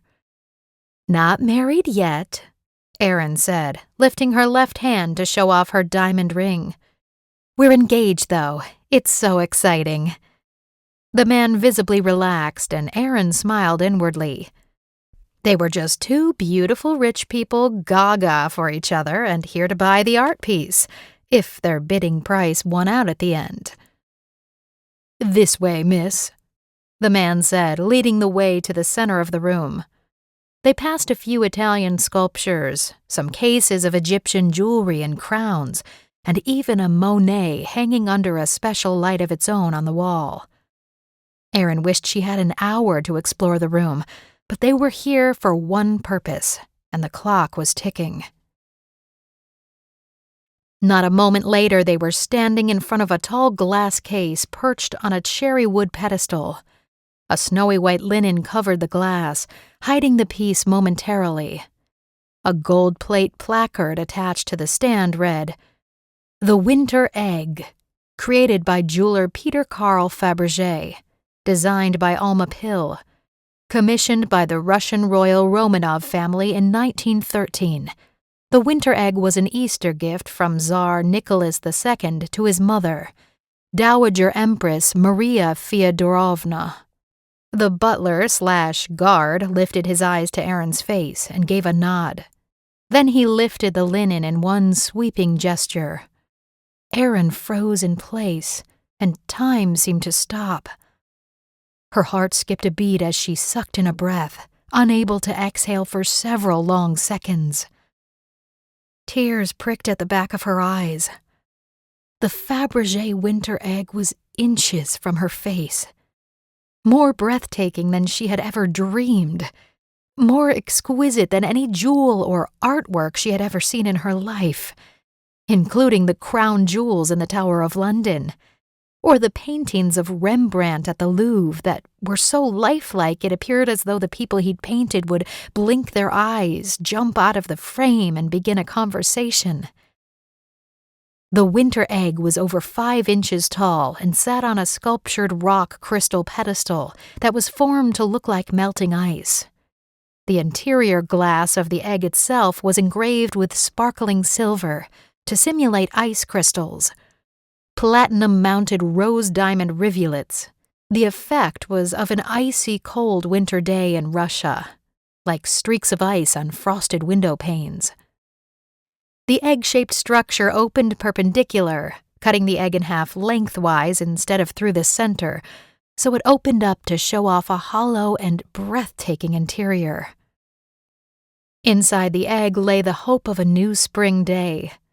A basket of perfection had been created out of woven filigree strands of gold to create a trellis look.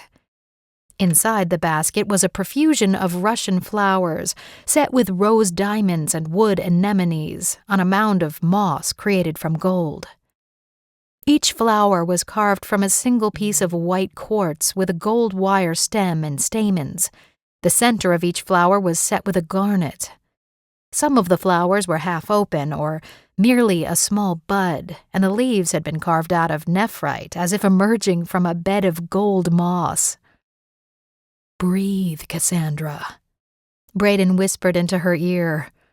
He placed a pair of warm hands on her shoulders to steady her. I can barely take a breath," she stuttered, wiping at the corner of her eyes. "It's more beautiful, more incredible. Honestly, there are no words, Marcus," she whispered, maintaining a semblance of composure to quickly correct her near blunder by using his CIA alias. "It's really something," he agreed, moving slowly around the pedestal to inspect it from all sides. "I have to admit that I wasn't expecting anything quite like this." Braden glanced at the man. "How many diamonds are there in the piece, do you know?" He nodded. "I believe there are more than 1,600 diamonds. I've heard Mr. Donnelly speak of it." Oh, I must have it," Erin burst out in a hoarse whisper, breaking her gaze at the jeweled egg to look up into Braden's handsome face, Marcus Romero's face, her fiancé. They were acting now, playing it by ear, tagging each other to make it all look real. They had not talked about this moment, how to play it, but it seemed to be working. The guard smiled indulgently at them. Agent Howell was right.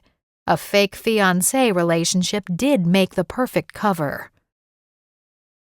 "Oh, darling, I'm sorry," Erin said now with a little shake of her head. "I'm so demanding. I have loved this for so long. I can't imagine it belonging to anybody else but me. You do understand, don't you?" Braden took her hands into his large, warm palms and kissed her knuckles. "I thought your dream of owning the winter egg was a passing fancy, but I can see how moved you are by it. I am too, if I'm honest," he added with a soft chuckle, gazing into her eyes. Erin was careful not to break their gaze and glance at the guard. They had to pretend they were the only two people in the room. "So, we can place a bid?" she whispered, forcing herself not to let her eyes flicker. She had to remain Cassandra Fairfax. She lowered her voice to speak confidentially. "We can move our reserves around. The cash should be easy to come up with." "Of course. Let's go discuss," Braden said, gripping her hands in both of his as they spoke, inches apart. At last, he tore his eyes away from Erin's face. That entire conversation felt a little too real, as if she wasn't Erin any longer but had become someone else. Not Cassandra Fairfax, but a woman bursting with desire, not just for the Fabergé winter egg, but for Marcus, her pretend fiancé. Shivers raced up and down Erin's neck and arms, making her tremble as if she were cold. Why did this man make her want to strangle him and kiss him all at the same time? "How do we place a bid?" Braden asked the butler. "I have a special card reserved for you." He handed it over, including an envelope. "Write your bid on this card and seal it in the envelope. Someone will find you and fetch it." Erin gave a small cough. "Yes, miss," the butler said, turning to peer into her face. I was wondering if it was possible to look at the art, to examine it and hold it in my hands before placing a bid." The butler only paused a second before swiftly answering. "But of course, miss. Anyone who is to purchase the artwork must have the chance to look at it up close. I must ask Mr. Donnelly first, though." "Of course, thank you," Braden told the man. "And now, if you please, the next guest is about to arrive." He escorted them to a side door, and Erin tried not to jump when Braden slipped his hand in hers to maintain their pretense while the butler opened the door leading into a different part of the original hallway. After a few steps toward the intersection of the hallways, Erin turned to look at the door again. She tugged at Braden's arm, whispering, "Do you see anything strange about this hallway and the door into the Donnellys' art gallery?" Braden's brow knit together. "What are you referring to?" Erin lowered her voice even more. "Look back at the door we just came through. Can you see the outline of it? Can you see the outline of it? Or any light coming from underneath?" "Huh. You're right. If I didn't know any better, I wouldn't see a doorway at all." They scurried further away so they weren't overheard, but Erin wondered if there were cameras watching them. A definite shiver caused goosebumps on her arms. It's well camouflaged. Probably because there are tens of millions of dollars in art inside there. Only Donnelly's invited guests are allowed up here, though. A couple of minutes later, they had returned to the elevator at the end of the first hallway.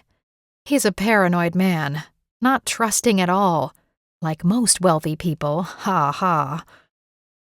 "You're probably right," Braden said as they entered the elevator where another security guy was standing to take them back down to the ballroom floor.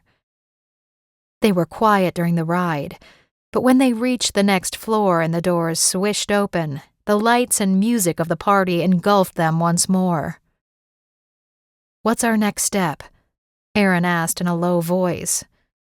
Pausing in the ballroom doorway, Braden leaned in as if nuzzling her ear for a moment, camouflaging his mouth by her long, wavy hair. "I've just received a secure communication from my team who are standing by. We don't have enough information to go on yet, but they have sanctioned the release of $1 million deposit to prove our interest in the art piece and give us a chance to look at it. We need to win that bid, but we have to examine the winter egg up close. That's the only way to tell if it's a copy or the genuine thing. I think both our bosses will be incredibly angry if we give Donnelly $1 million and it's a forgery." "Hopefully Donnelly's guard up there is telephoning him right now." Is your boss going to release the money to Donnelly right away? Braden shook his head. They're under instructions as my bankers to verify the money is there, and the wire transfer is all set up the moment we get the bid. Meanwhile, Braden broke off when Charlene burst upon them once more. I just adore young love, she gushed. And weddings!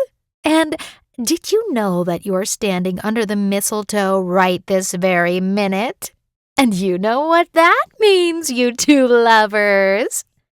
She clapped her hands in delight. Erin gave a start. What? Mistletoe? She tilted her head back and tried to focus upward at the doorframe. Shock reverberated in her chest. Sure enough, there was an enormous bouquet of green mistletoe leaves and clusters of white berries hanging over their heads. Chapter 7. Don't You Dare Laugh. Erin gulped as she stared at Braden. Her heart pounded while her ears roared with the outrageous situation. They were supposed to be fake fiancés, but nobody had ever said they would actually have to kiss each other. Braden gazed down at her, then gave her a soft, sweet smile.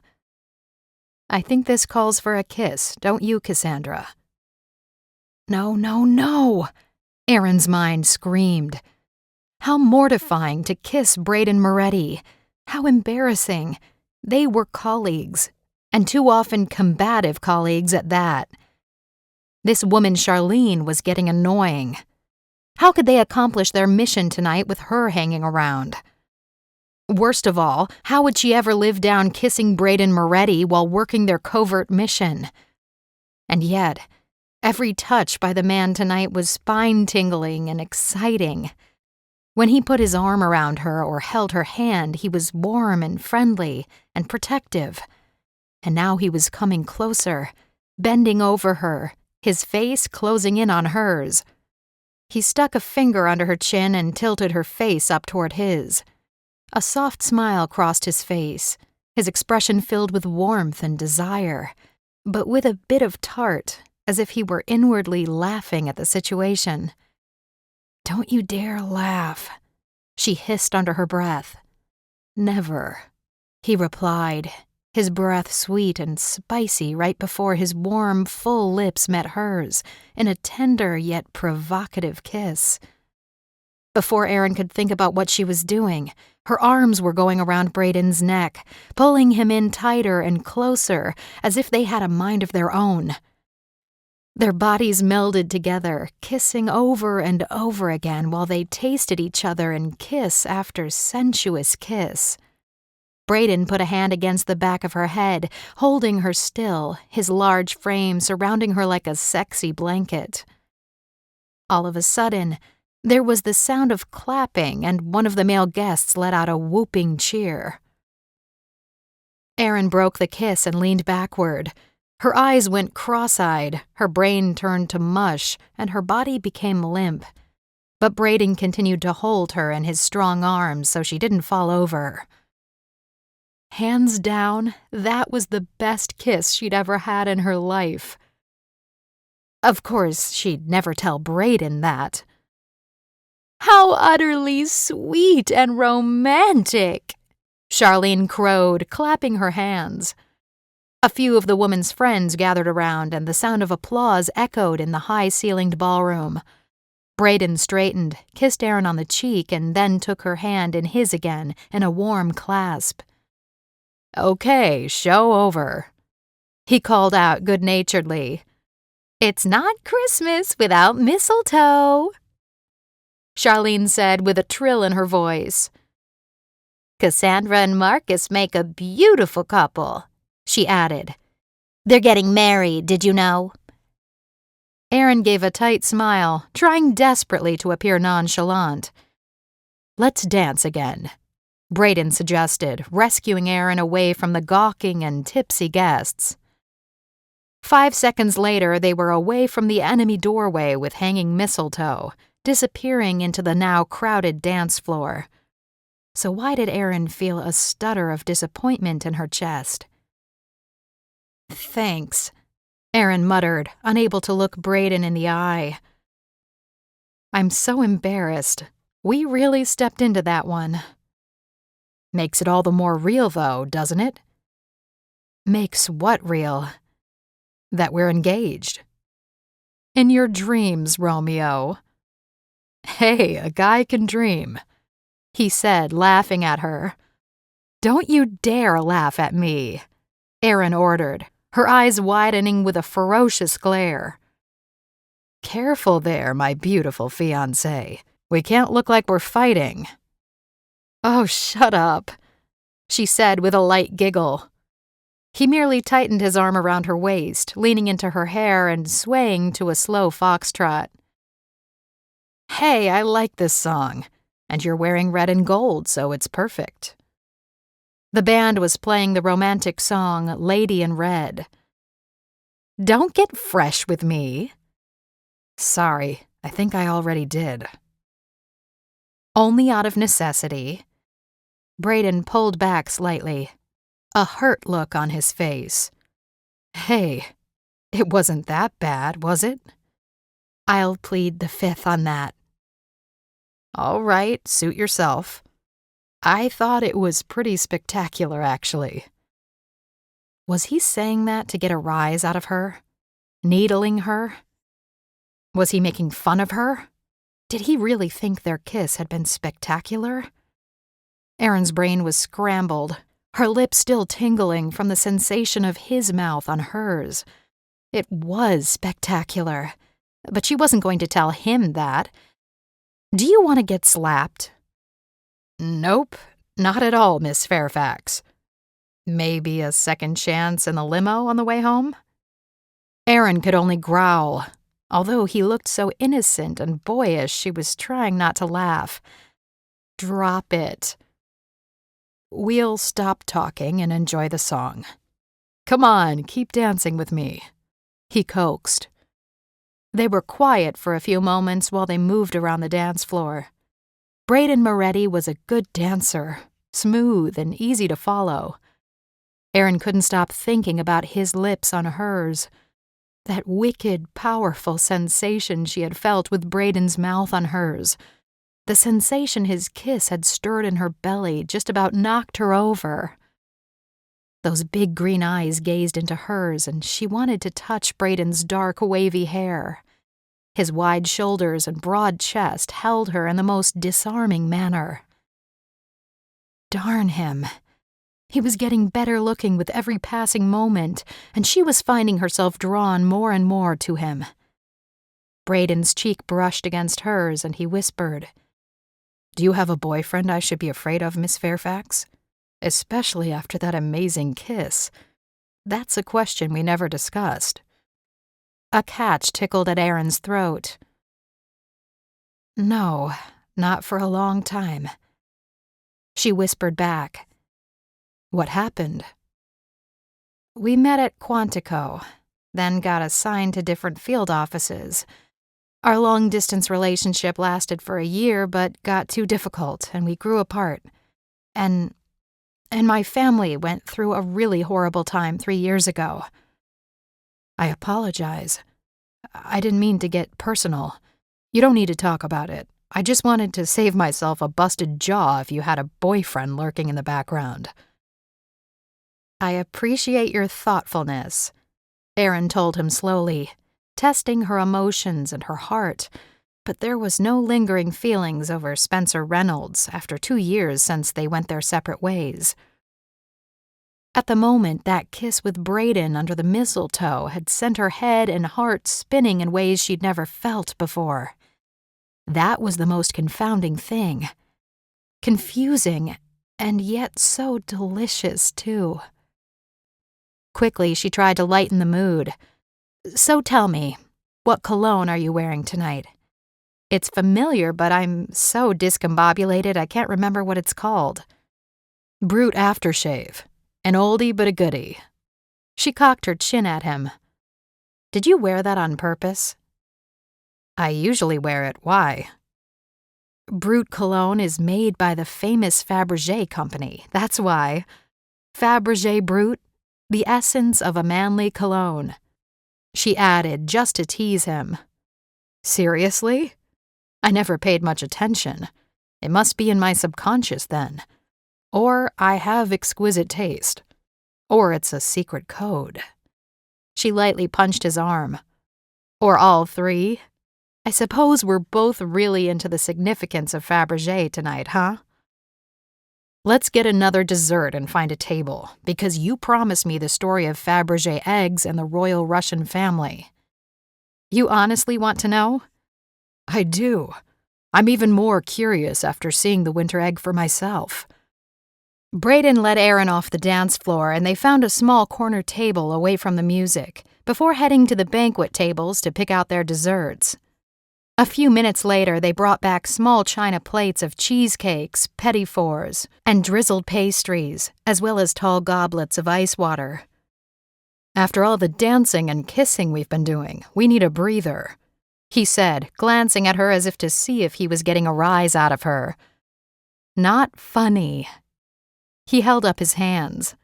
Okay, I surrender to you, my Cassandra. Erin shook her head at the way he was talking, as if he was a gawky teenager again. She decided that talking would be more distracting while they waited for their host to take them back to the art gallery. Okay, Erin said, taking a tiny bite of her cheesecake. The Tsar of Russia purchased hundreds and hundreds of Carl Fabergé's jewelry and art pieces for his friends, family, and visiting foreign dignitaries. One year for Easter, back in the 1890s, he asked for something special for his wife and mother. Fabergé personally designed the first Easter eggs as gifts for the royal family. The craftsmanship was the finest at that time period.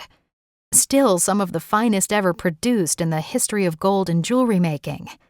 The royal family was completely delighted when Fabergé delivered it. What was the first egg like? It was a perfectly enameled white egg that opened in half by a clasp. Inside was a yellow yolk. Inside the yolk was a gold hen. The hen opened up to reveal a diamond and gold crown, which contained a ruby pendant for the Tsarina, the Empress, to wear. Braden gave a low whistle. I've never heard of anything like that. The Empress was so delighted, her husband began giving her and other family members Fabergé eggs at the Easter season every year. All of Fabergé's eggs had surprises in them. The family never knew what the artist was going to come up with next. The craftsmen who worked for Fabergé did the best enameling of any jewelry artist.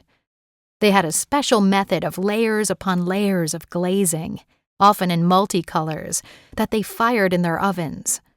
It was painstaking and time-consuming, but it's truly perfection. How many Easter eggs did Fabergé create in total? I can't remember exactly, but more than 60. Why don't the Russians still own these family heirlooms? Why do art collectors have them? Or how does Christie's auction house acquire them for auction periodically? 10 of them are in the Moscow Museum. Others with the royal family in England. Still others in private collections like Jack Donnelly's. Did you know that Russian and British royal families are connected as distant cousins? I never knew that before I studied about it. Aren't most of the royal families of the world connected one way or another? To intermarry their children for alliances and power? Erin smiled. Exactly. But here comes the tragic part. I'm sure you've heard about the Russian Revolution, the Bolsheviks that rose to power. Of course, but I think my last history class was in high school. The last emperor and empress of Russia appeared to be a happy family. They had 5 children, 4 daughters and their youngest a son. In 1917, they were in their late teens and early 20s. None of them married yet. One of the daughters, the most well-known one, was the youngest, Anastasia. She was barely 17 years old, and her brother was about to turn 14. Ah, yes, Braden said, understanding coming into his eyes. The famous missing royal princess. I think I know what you're going to tell me. My world history class is coming back to me. Yep. In 1917, Russia was falling apart economically, its citizens starving, and there were uprisings. World War I was raging and the Bolsheviks took over. They deposed Tsar Nicholas II and then shot and killed the entire royal family, including their servants. It was gruesome. After they shot them, they bayoneted them and threw them into an unmarked grave, stripping the women of their personal jewels that they had hidden in their clothing. Almost 100 years passed before the graves were finally found and their bodies finally properly interred. That's really brutal to murder the entire royal family and their children. What happened to their possessions, like the Fabergé jewels and eggs?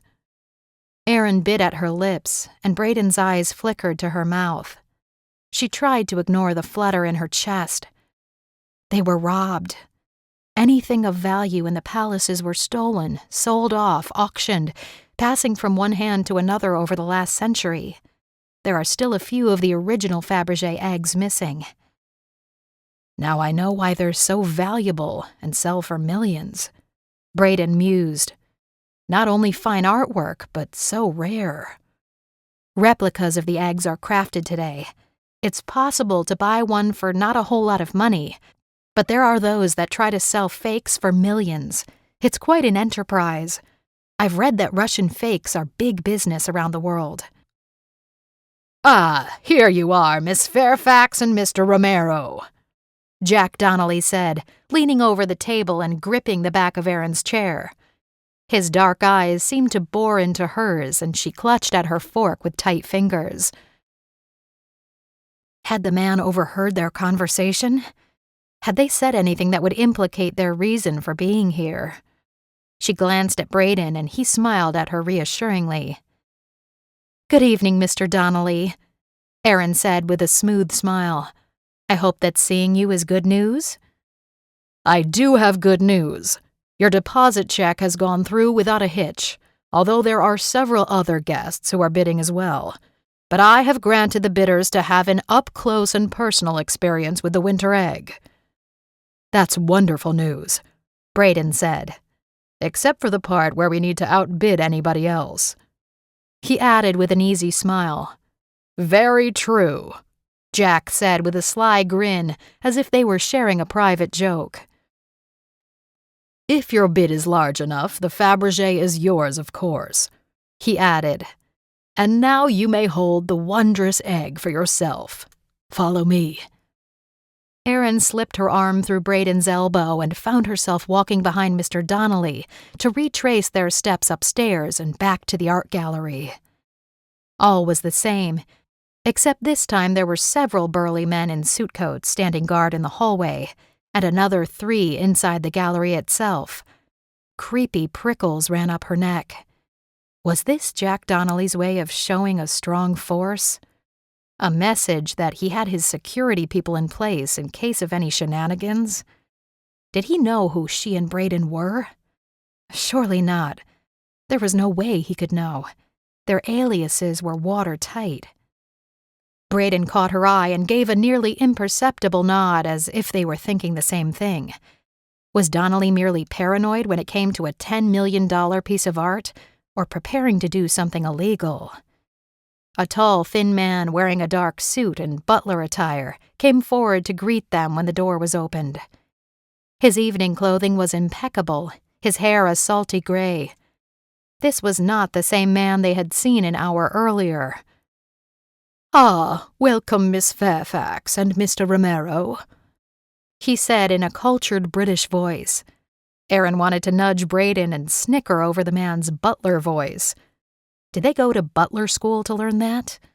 Probably. She thought Braden would get a kick out of a quick laugh. And then it surprised her to be thinking of Braden that way, as if they were becoming friends this evening.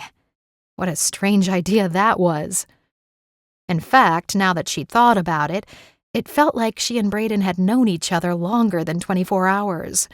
Closer to 36 by now. Being with him was becoming easy and natural. They'd chatted up a storm, eaten fabulous food, danced several times, and kissed. Erin shook her head, shaking out the crazy thoughts. She and Braden friends? That seemed impossible, but in spite of the inner tension she felt on this covert job, she was actually enjoying herself. And she had relished that kiss under the mistletoe much more than she wanted to admit. In fact, she kept thinking about it over and over again. They might have continued kissing if they hadn't been caught off guard by Charlene Williams, the meddling woman. Erin rearranged her features into the air of a millionaire oil heiress and swished her long dress skirt, making the gold filigree sparkle under the chandeliers. The butler gave a half bow. "Right this way, please, Miss Fairfax and Mr. Romero."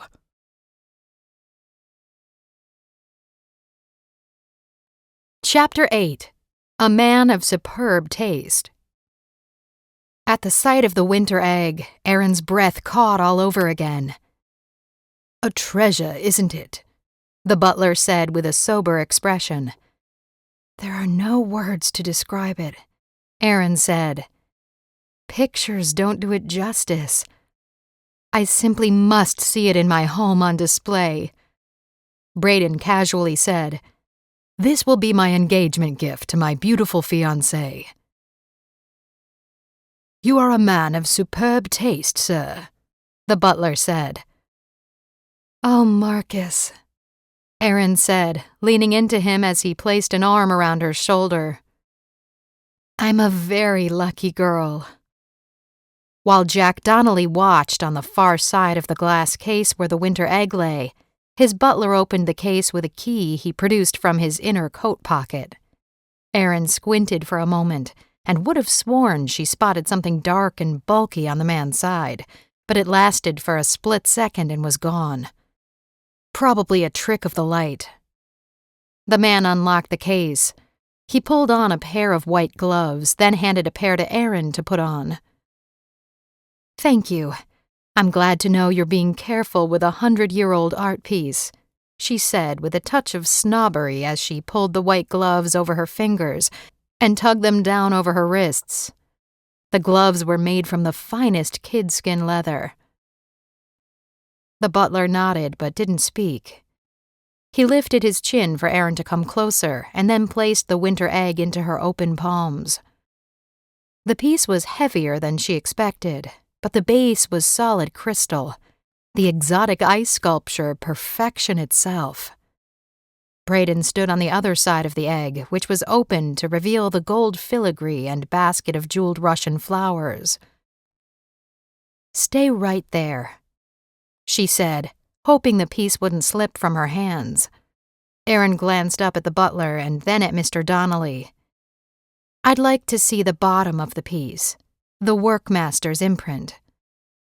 "Of course, miss," the butler murmured. "I'll hold it just so while you look." He tilted it ever so slightly toward him, and Erin crouched to read the Fabergé symbol and the tiny one of Alma Pill, the workmaster who designed the egg and helped to craft it. Alma Pill came from a family of gold masters and jewelry craftsmen, and she was only 23 years old when she created the winter egg. Simply astonishing. "May I look at the gold basket of flowers?"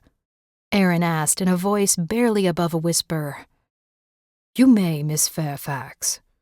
The butler lifted the basket and placed it in his palm. It was so small, and yet the details were a splendid perfection. It was almost impossible to think that someone actually made this with their own hands. Yes, there it was. On the underside of the egg, she could see the year the winter egg was made, 1913. It matched all the historical records when Alma Pill created it and the Romanov family received it. "Everything appears in order," she said at last, placing the basket back inside the egg. "Thank you for letting me see it up close. I crave it for my own collection all the more." Mr. Donnelly smiled and gave Erin a half bow. "It has a way of doing that." The butler placed the winter egg back into its glass case and then locked it again. "Any other questions, Miss Fairfax? Mr. Romero?" "None. Thank you for the personal time with such an outstanding piece of art." Braden said with a magnanimous smile. Mr. Donnelly spread his hands and smiled again. When it's millions of one's personal fortune on the line, it's the least I can do. The winning bid will be announced at midnight. Erin gently pulled off the soft kid gloves, handing them back over to the butler before clasping her hands together as if in delight. Only another hour until we have it for ourselves, darling, she said to Braden, who caught her against his chest and bestowed a kiss on her hair. This way, if you please, the butler said, ushering Erin and Braden back to the door of the gallery, while Mr. Donnelly remained in the art gallery waiting for the next bidding guest. Chills ran up and down each of Erin's limbs as they passed the guards in the hallways on the way back to the elevator. She and Braden didn't speak until they were down the elevator and the doors opened once more in the ballroom. Quickly, Erin moved into the room, avoiding another mistletoe confrontation with Charlene or any of the other older women. Hey, Braden teased, whispering huskily into her ear. You mean I don't get another kiss under the magical mistletoe tonight? She glared at him. Now who's being incorrigible, Mr. Romero? Besides, maybe I think you've been a naughty boy. He gave a low laugh. I've done everything perfectly and you know it. Maybe later, Erin said airily, although later might never come. Braden frowned, looking genuinely perplexed. Why do you say that? Erin bit her lips and gave a small shrug. Get me another dessert first. No, tell me now. Erin swallowed hard, then placed a palm on Braden's chest and leaned in as if to kiss his neck. She whispered, We might not come out of this alive. The egg is a fake. She felt him give a start. How do you know? How can you be certain? It looks pretty dang close to perfection, if not the ultimate. It's an outstanding copy, I can say that much, Erin admitted. But you've never seen the original before. Our little forgers made one very big mistake. Whisper it to me, my love, Braden said, pulling Erin into his chest and circling his arms around her back to give her a small squeeze. A thrill sent shooting tingles up her throat. This guy was getting to her. Why? This was a job, work, nothing more. He was annoying, right? But he sure did do his work well, she had to admit. The consummate professional agent. Despite the attraction she was experiencing, Erin kept reminding herself that Braden's behavior toward her was merely an act. They were both putting on a show for Mr. Donnelly and all the other guests. Now Erin placed her arms around her fake fiancé's neck and closed her eyes as if sighing into Marcus Romero's embrace. The bottom of the basket had the year of the winter egg. Yes, 1913, I saw it myself. That's what you told me was the year Fabergé made the egg for the Russian royal family. So it's correct, right? Please tell me that's right. It's correct, but on the true winter egg, the real winter egg, the year 1913 was written in Roman numerals, not Arabic. All Fabergé eggs were imprinted with their date of creation in Roman numerals. Okay, Braden said slowly, as if trying to work out what she was saying. Marcus, what I'm saying is that the basket should be stamped with MCM XIII. Braden blinked as if he was thinking through what MCM XIII meant, working out the numbers and math. Then he blew out a breath. Got it. Which means that you're telling me we just put down a deposit on $1 million for a forgery? Bingo, Agent Moretti, Erin said. Chapter 9. To forgery or not to forgery? Everything appeared legit until now, Erin said with a shake of her head. The forgery is absolutely gorgeous, but it's not the real thing. Not worth 10 million smackers. Probably more like a couple thousand. She leaned in to snuggle up against Braden and put her head next to his, sauntering through the downstairs rooms of the mansion as if they were consulting together about their excitement about bidding on the winter egg. They made sure to mention Fabergé in whispers a couple of times when they were passing other guests. When they were relatively alone near the Donnelly Library, a beautiful room in rich mahogany and plush carpets with chandeliers that had been dimmed, Erin caught Braden's eye meaningfully and said in a low voice, "Did you see his gun?"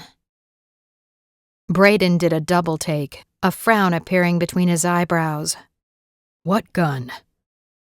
"None other than Donnelly's esteemed and British butler, the guy was carrying." "Are you sure?" "Yep, I know a pistol when I see one." Braden got a look of mischief in his eyes. "Speaking of that, what's your weapon of choice, dear fiancé?"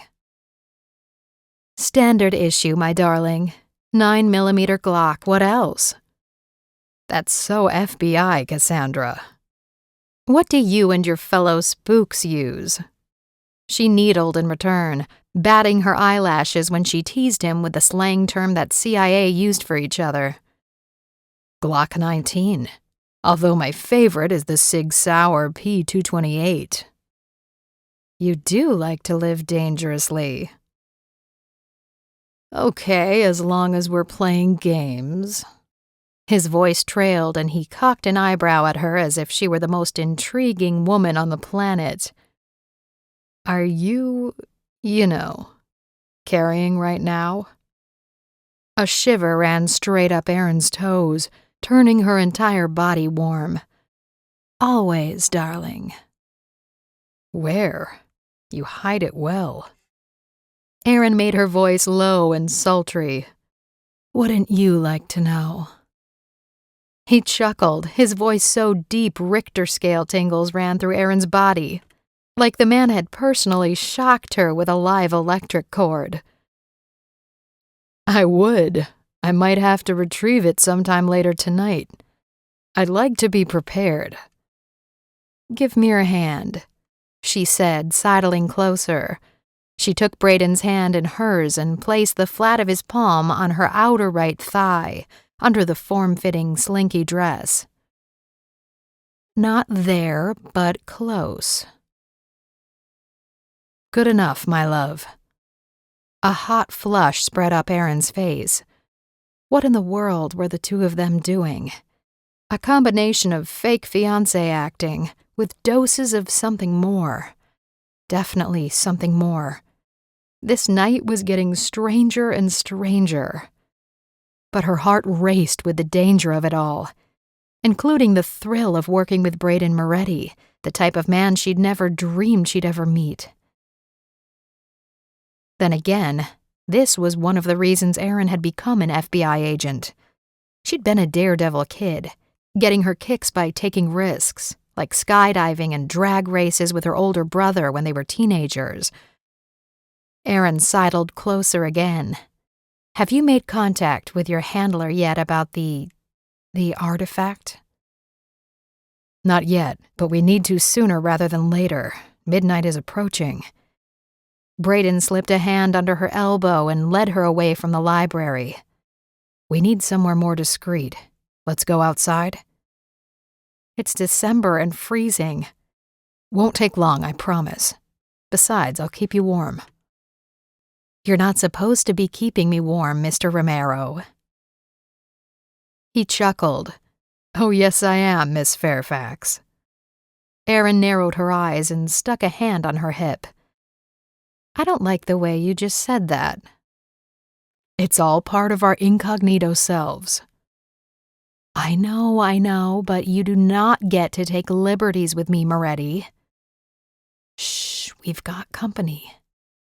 Erin clamped her mouth shut and gazed up with adoring eyes into her fake fiancé's face. Another guest they had danced next to a few times during the course of the evening passed by. The woman gushed, catching Erin's eye. "Isn't it magnificent?" she said in awed tones. "It truly is," Erin agreed. "One of the most beautiful objets d'art I've ever seen," she went on, using her best French accent. "I assume we're bidding rivals?"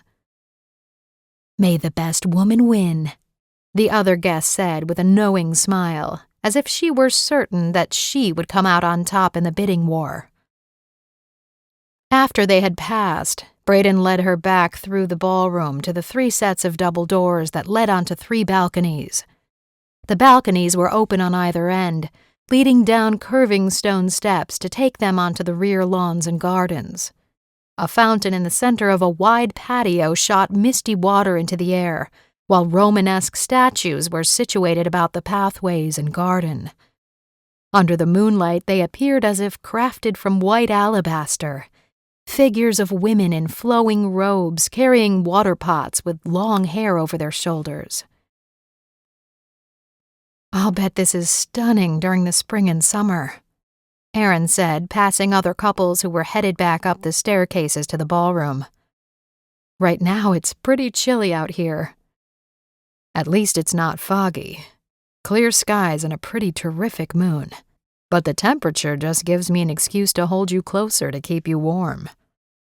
"Ha! Do you need any other excuse than the one we've used all night?" Braden turned his face to hers with a thoughtful expression. "I'd kind of hoped I might have more than our professional aliases."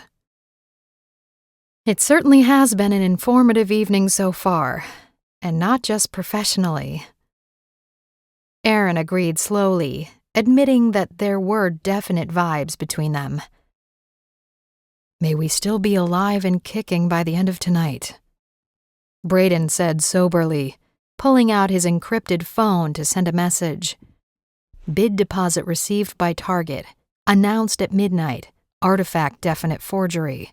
Search for original underway." A return question popped back immediately, verifying how forgery determined. No more money or SWAT team unless 100% certain. F workmaster and date engraving wrong. Erin had been looking over Braden's shoulder while he sent and received. "I'm assuming F is for Fab..." Braden nodded, tightening his lips as an older couple passed by to head for the stairs. "Kiss me again," Erin quickly whispered, and then she nearly choked when she heard herself say the words. "With pleasure," Braden murmured, gathering Erin in his arms and firmly placing his lips against hers in the warmest, most sensuous kiss of her life. Heat spilled out of every pore of her body, flaming her cheeks while she slipped her arms around Braden's neck and pulled him in tight against her as their kiss deepened. After several long moments, Braden finally broke the kiss while Erin swayed on her feet as if drunk. "Okay, I'm not sure I can take any more of that." "That bad?" Braden teased. "No, that good, darn you." He gave her a devilish grin. "After this is all over, let's go somewhere and make out." "You wish," Erin had to shoot back. She wasn't going to get taken in by a handsome CIA agent who'd probably drop her after 2 weeks. Besides, you must be channeling James Bond with that seductive Bond reply. "With pleasure?" You sounded like the actor Daniel Craig, except you're more handsome. "I'll take that. I've been practicing." Erin gasped and pushed him away. "You cad! You get nothing more, even if it's under the pretense of who we're supposed to be." "Cassandra," Braden said quickly, grabbing her to his chest again. "We have company," he whispered in her ear. She gulped as a new couple descended the stairs behind them and moved past, chatting and laughing and shivering in the clear night air. "Sorry." "I was teasing you," Braden said in a serious tone. "Honestly, I could never kiss a woman like that unless I truly wanted to. We could have just given each other dutiful pecks tonight and no one would have been the wiser. She took a small step backward. But can I trust you that you're not just trying to seduce me? I'm being as honest and upfront as possible. I want you to trust me, actually. This is turning into more than just a job tonight. Erin gave a weak laugh. It's crazy, isn't it? I'll say this much. I never expected it after that first meeting in Howell's office. I figured we'd be at each other's throats all night. At each other's throats, Erin said with a chuckle. More like at each other's mouths. She shook her head and burst out. I can't believe the conversation we're having. Braden moved to a more secluded section of the garden while loaning his coat jacket to Erin to keep her from shivering. Are you thinking what I'm thinking? The night air was clearing her head.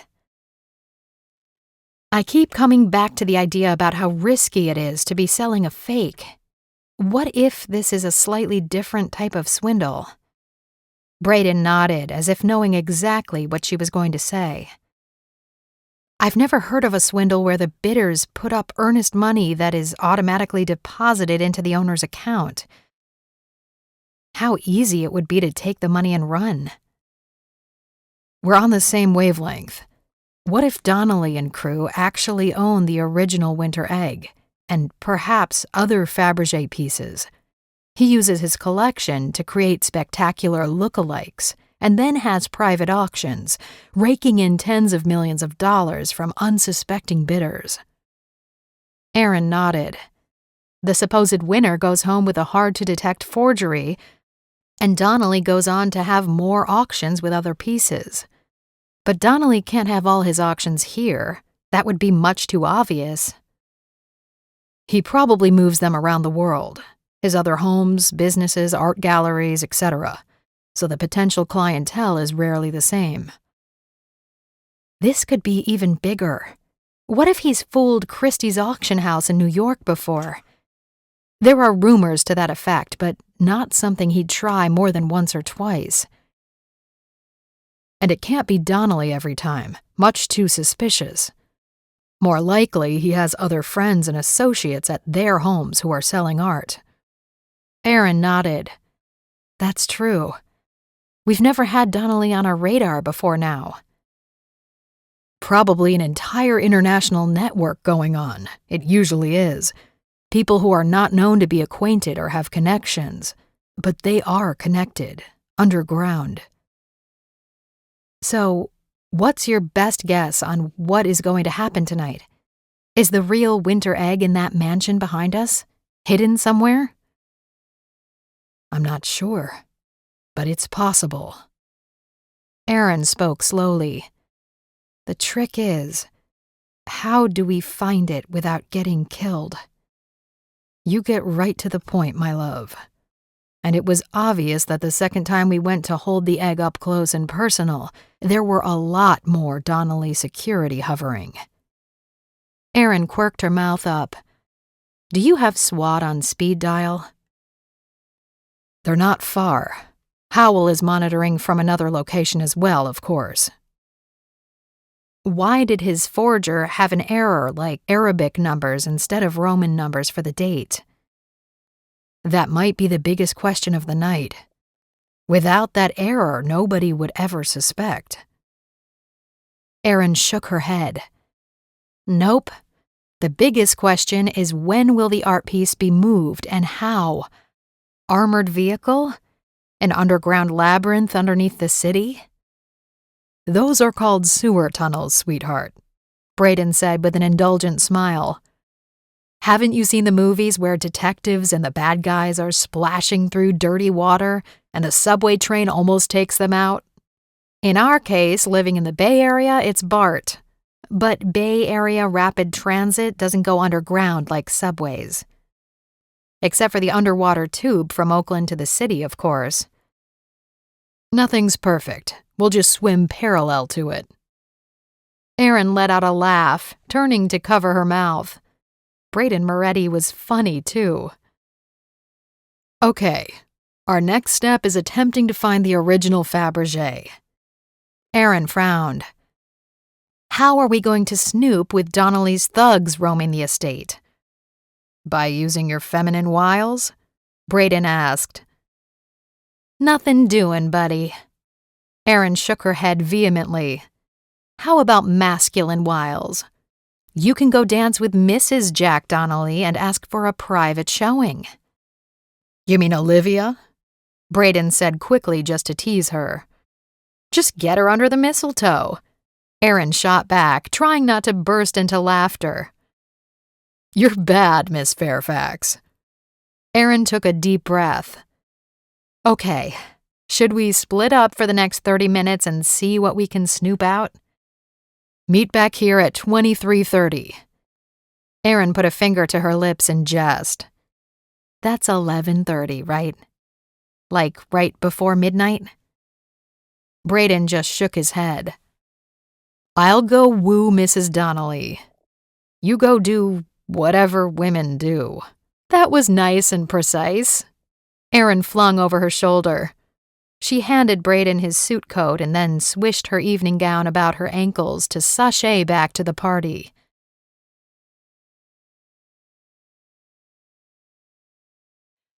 Chapter 10. Mansion Snooping.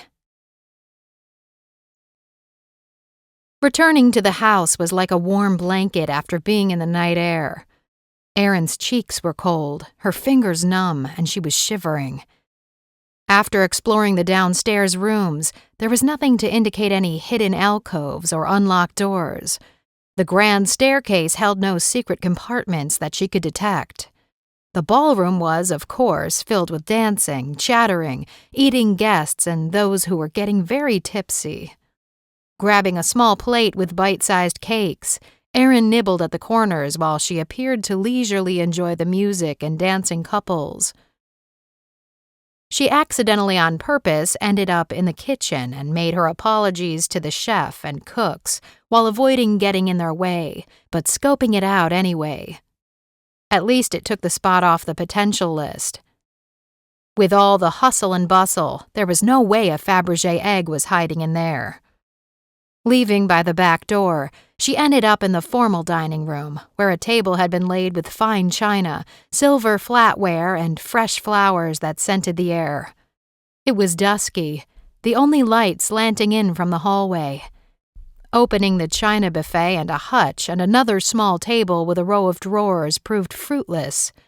Nothing but silverware and serving platters. No stuck drawers or secret drawers. And she knew what to look for. No bags of loose diamonds and emeralds, or glittering 100-year-old eggs anywhere, not even behind the heavy damask draperies, or under a squeaky floorboard. Next was the library. Lots of hiding places. Closing the door part way so she wasn't seen by passing guests, Erin worked quickly, looking for telltale signs of fake books with their innards ripped out. Inside hollow busts or behind fake panel doors in the 2 desks, table, and bookshelves. Her stomach was in her throat. She needed to get back upstairs, but all those butler guards made her nervous. Erin was pretty sure that it wasn't normal for Jack Donnelly to have so many thugs around. There was obviously something going down here tonight at some point. But what and how? And most importantly, when? Trying to think like a criminal only made it harder to come up with a theory. Theories only got you so far. Normal people were not naturally devious, and Erin had never stolen anything in her life, not even a candy bar as a kid. Her dad was a retired police officer for the city, and his stories of thugs and criminals and drug dealers kept her on the straight and narrow. Leaving her empty dessert plate on one of the hallway tables, Erin swallowed hard and then laid a hand on the polished banister, moving up the steps to the 3rd story, eyes and ears on alert. There was a tangible, eerie quiet in the hallways, much more so than earlier.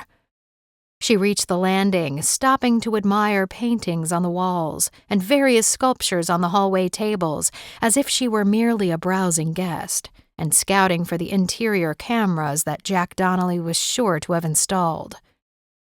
Most likely, all the potential buyers for the winter egg had already finished their inspections and done their bidding an hour ago. Bedrooms. That was next.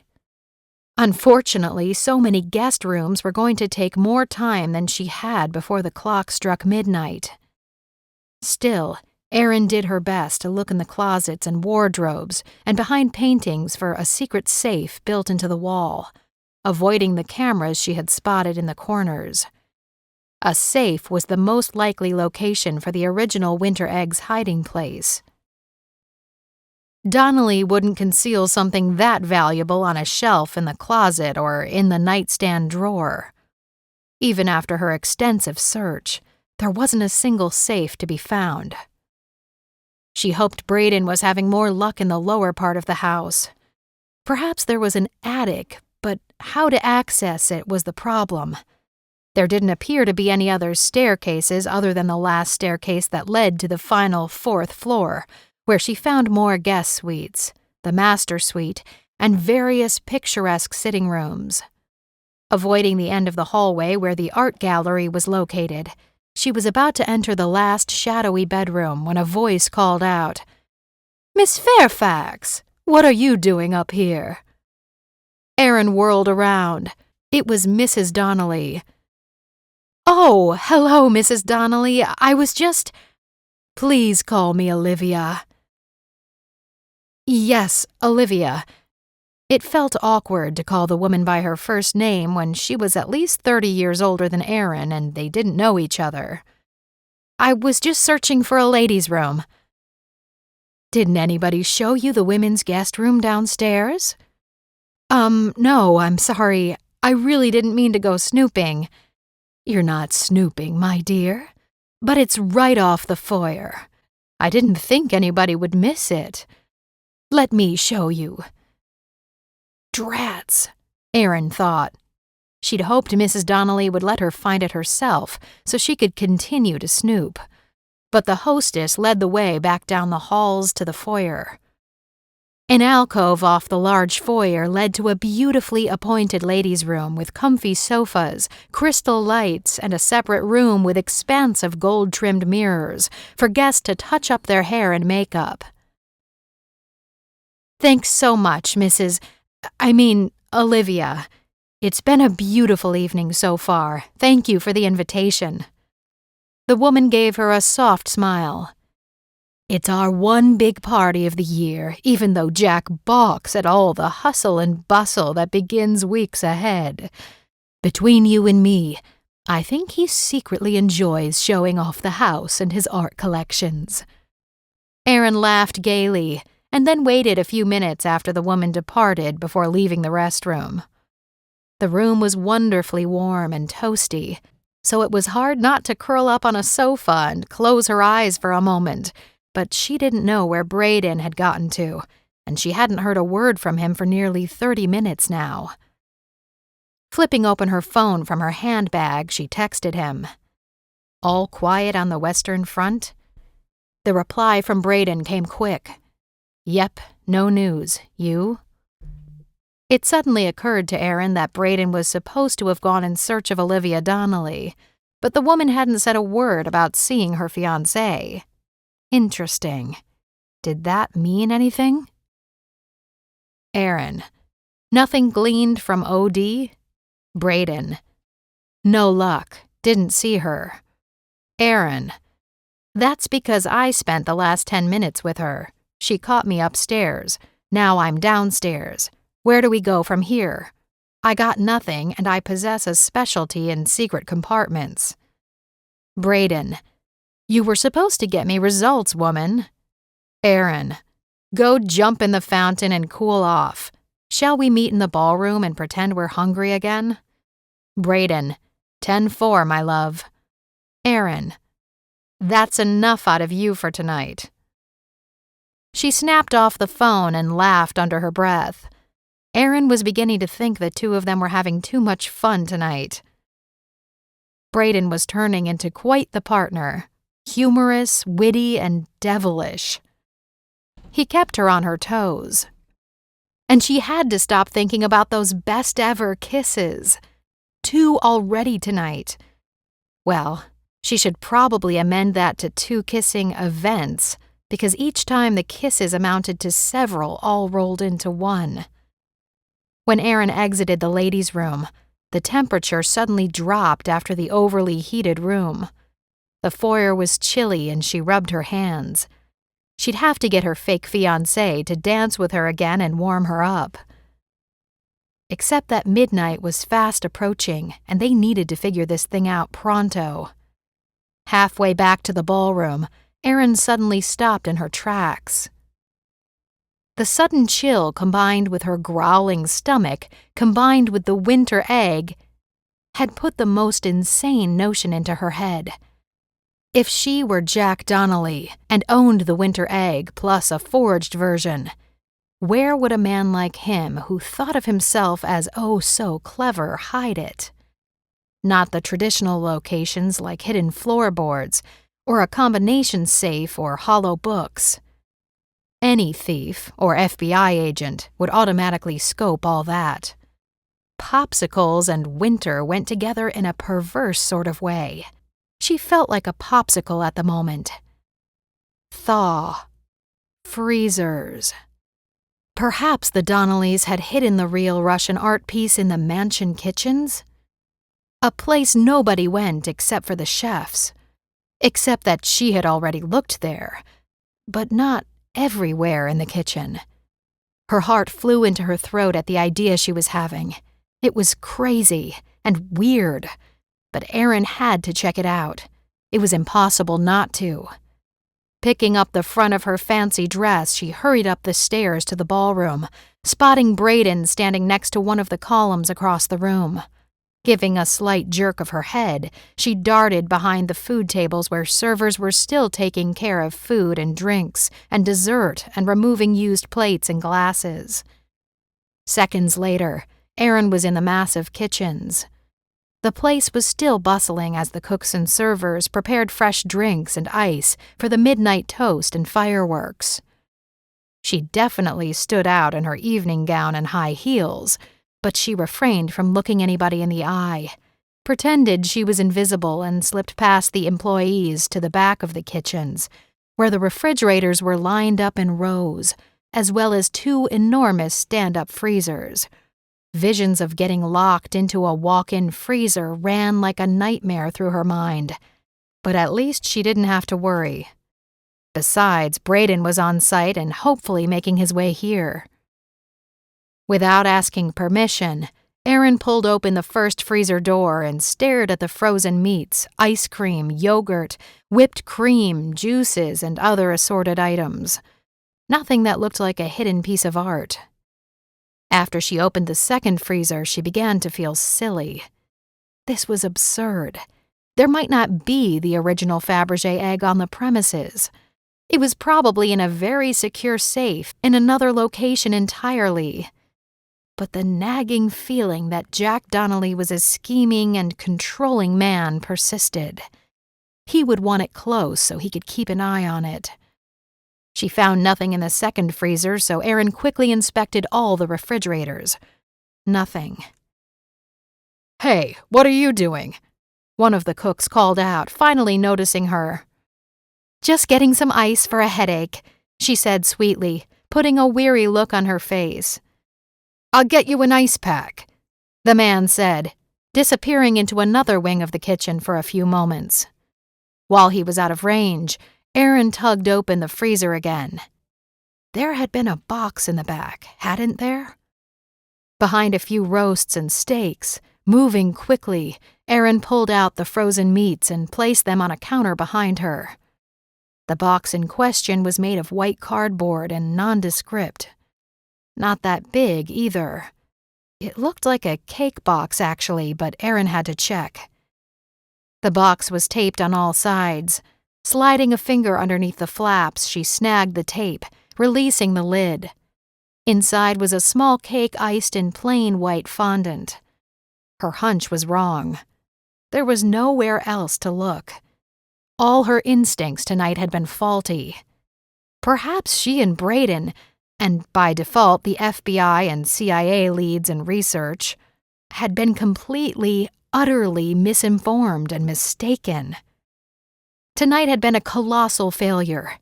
Unfortunately, it happened sometimes, even after months or years of digging up clues and leads. Glancing over her shoulder, she wondered why the cook hadn't returned with an ice pack for her pretend headache. Before she could form another coherent thought, Erin found herself whirling about on her high heels. She flipped open the cake box lid and lifted out the cake, placing it on the counter. Shielding the cake with her body, Erin plunged her fingers into the thick icing and hit something stiff and unyielding. Her heart began to pound, so hard it sounded like wind roaring past her ears. She couldn't breathe. Maybe it was a gag cake, but maybe it wasn't. Quickly, she wiped away the mass of frosting over and over again to get to the inner object. An oval, egg-shaped object formed under her fingertips.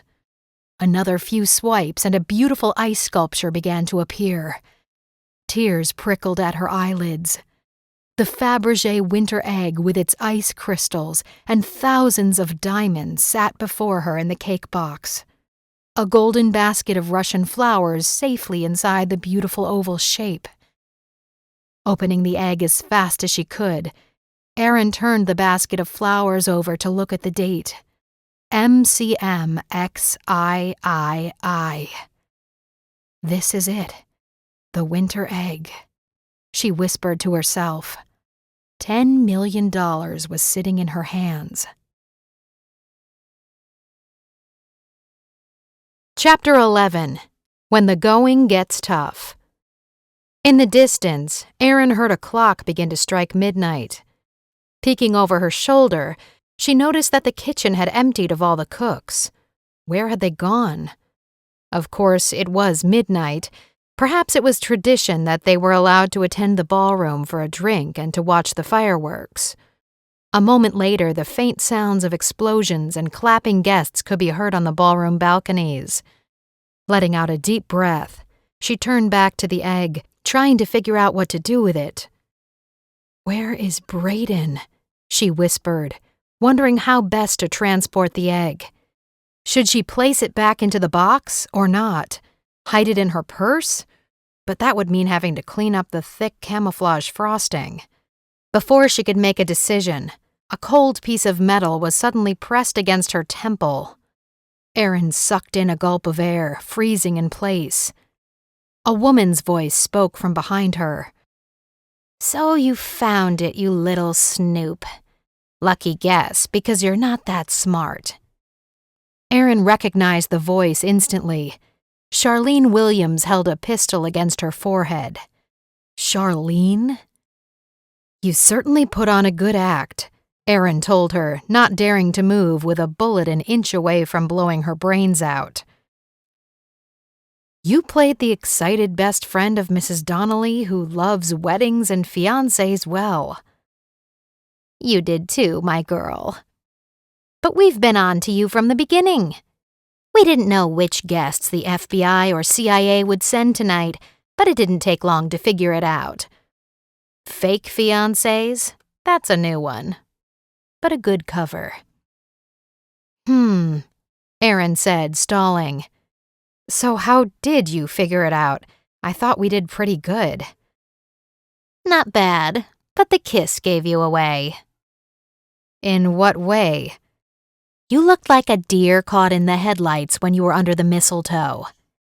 Miss Fairfax, if that's actually your name, but we both know it's not." "You're right. The Fairfax surname isn't real, but Cassandra is." Charlene gave a hardened, coarse laugh. "Tell me another. I wasn't born yesterday, girl." "Believe what you want to believe." "I must say that your acting skills still weren't too bad, and I think your partner's good kissing took you by surprise. The second half of the kissing scene was fairly believable." Erin shrugged as if she couldn't care less. She wasn't going to get into her episode of kissing Braden with this woman. So who are you, Charlene? Let's just say I'm with the Donnelly family enterprise.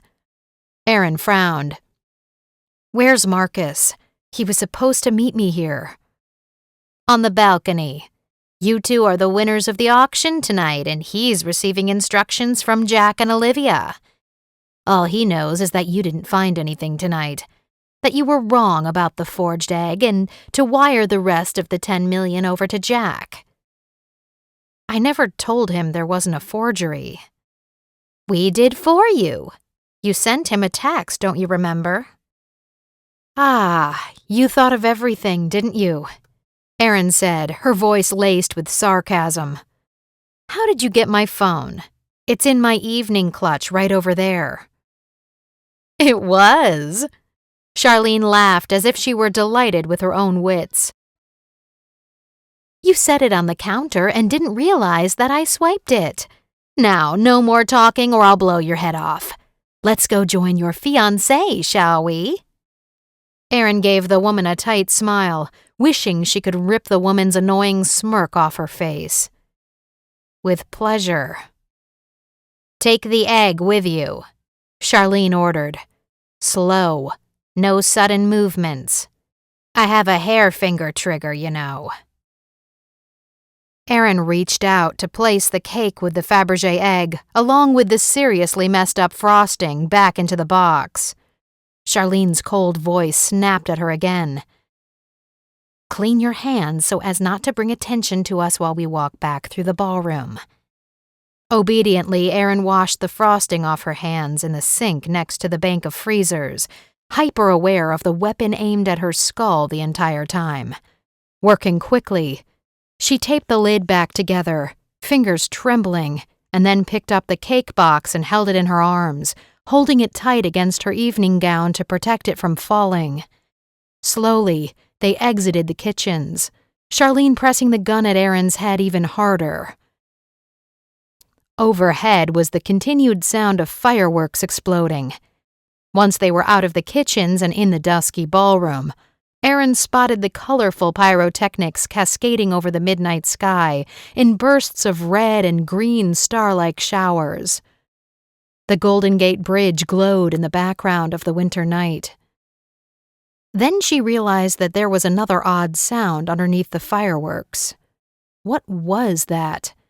She knew she should recognize it, but she was slow on the uptake when there was a gun at her head. A small gasp escaped her lips.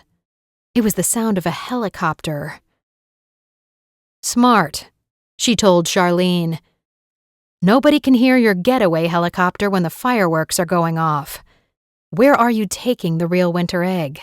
Back to Qatar or Saudi Arabia? Maybe Russia, China?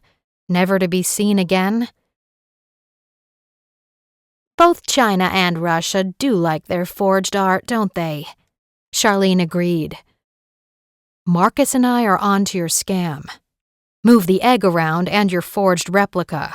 Sell the same piece over and over again for tens of millions of dollars. Ah, perhaps you are smarter than you look, Charlene said in a cutting tone. Then again, we're the geniuses. Erin couldn't help it. She laughed at the woman.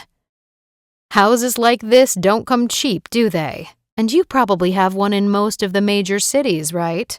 Easy to track now. Unless you and your cohort don't survive the night to ever track us again. There have been other balconies in the world. Balconies where accidents unfortunately occur. In the excitement of the moment, under the fire and fury of a fireworks display, somebody was tipsy and lost their footing. What brilliance, Erin said derisively. There was something this woman didn't know about Erin Steele at this very moment. Charlene and the Donnelly duo had been fools not to look at the very thing that would entrap them, if she and Braden survived the night. The three of them were making their own beds in that high-security prison room behind a personal set of bars. Charlene smiled serenely. I'm glad you appreciate it. Ah, here's your CIA spook partner now. Erin's heart fluttered at the sight of Braden striding down the length of the balcony toward her. Thank goodness, he was actually here. A small surge of hope filled Erin's chest. Braden's eyes were riveted to her face. At that moment, the CIA agent had never looked better. A light breeze ruffling his thick dark hair, a shy smile on his lips that was only for her. "Cassandra!" he called out when he spotted her. And then his smile turned to a frown when he realized that Erin and Charlene weren't having a woman-to-woman gab fest. That something much more sinister was going on. Charlene cocked the gun and Erin winced. Did the woman have a hair trigger finger? Erin was weighing options as fast as she could. How much did Braden already know? She hadn't heard from him since she'd found the egg in the freezer. He had no idea she'd discovered the original winter egg. Was he quick on his feet? Were his reflexes good? "Move toward the balcony railing," Charlene growled. With small, jerky steps, Erin turned slightly left to move toward the balcony ledge. Utter darkness lay 3 stories below. There were 3 stone balconies that stretched across the back of the mansion, and most of the guests were standing at the far end, as if the entire thing had been planned. "Faster!" Charlene hissed next. The older woman kept pace on Erin's left side with the barrel of the gun at her head, a position that swept the gun out of sight of the other guests further away, including Braden. Erin prayed her partner would ascertain what was happening quickly, if only by the grim expression on her face. She didn't dare glance at Braden because if she moved her head even an inch, Charlene might blow her brains out. She had to be swift with any move she might attempt. Erin prayed that Braden would quickly assess the situation, even if this balcony was darker than usual. The Donnellys had conveniently extinguished all the exterior mansion lights. "Cassandra!" Braden called again, and then he began to jog toward her. Charlene pushed Erin to move faster, grabbing hold of her arm to keep her in place. Out of the corner of her right eye, Braden was nearly there. When he got within 3 feet of Erin, she dipped her head slightly at the exact moment she tossed the cake box toward him, praying he had good reflexes and would catch it. Startled at the sudden toss, Braden let out a yelp, but lunged forward to grasp the edge of the box and save the egg from crashing to the ground at the exact moment Charlene fired the gun.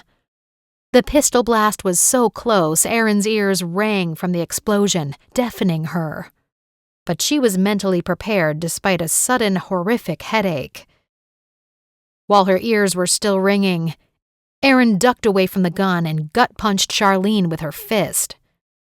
The impact sent the woman sprawling at the stone pavings with a yell like a wounded animal. The gun went flying, but Braden was ready. He ran to the pistol, snatched it up from the flagstone, and released the clip to unload the remaining bullets. The bullets went into his inner breast pocket, while the Glock was tucked into his cummerbund after putting the safety in place. Braden was so well trained and smooth, the entire process took all of 5 seconds.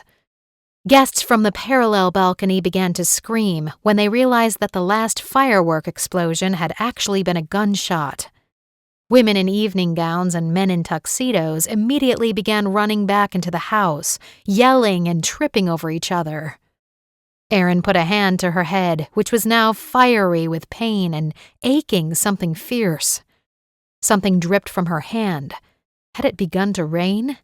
She glanced down at her fingers and saw streaks of red. "You're bleeding," Braden said. "I think that bullet grazed you." Erin's vision swam.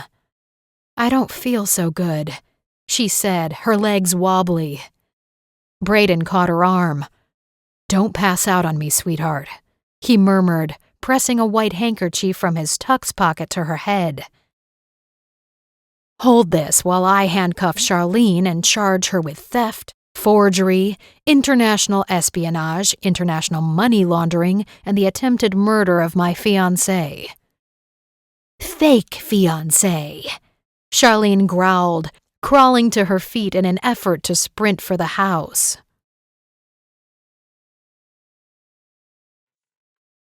Chapter 12. Helicopters and Bullets. Erin wanted Braden to wrap her up in his arms and hold her for an hour or two. Instead, she whispered in a rough voice, "Go get that woman and take her down." In one swift movement, Braden caught hold of Charlene's arm, stopping her escape. In 2 seconds flat, he'd pulled her down and pinned her to the stone balcony floor with one knee on her back. Struggling against him, Charlene flailed about, but Braden held her secure as easily as holding down a gnat buzzing in his ear. "Let me go!" she hissed, kicking her legs. Despite her sharp heels banging against his back, he was unflappable, tightening his grip on her wrists before placing handcuffs on the woman. Just as the cuffs snapped into place, their SWAT team swarmed the balconies. More men in full camouflage tactical gear scaled the walls of the house. The sound of the approaching helicopter grew louder, hovering overhead, its blades whirring as it began to land on the helipad on the mansion's roof. "Have you seen the Donnellys?"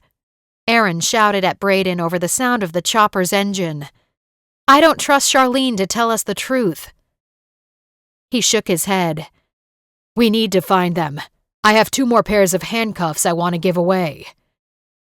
"That helicopter is about to land on the roof of the house," Erin yelled. "Does your team know how to fly that bird?"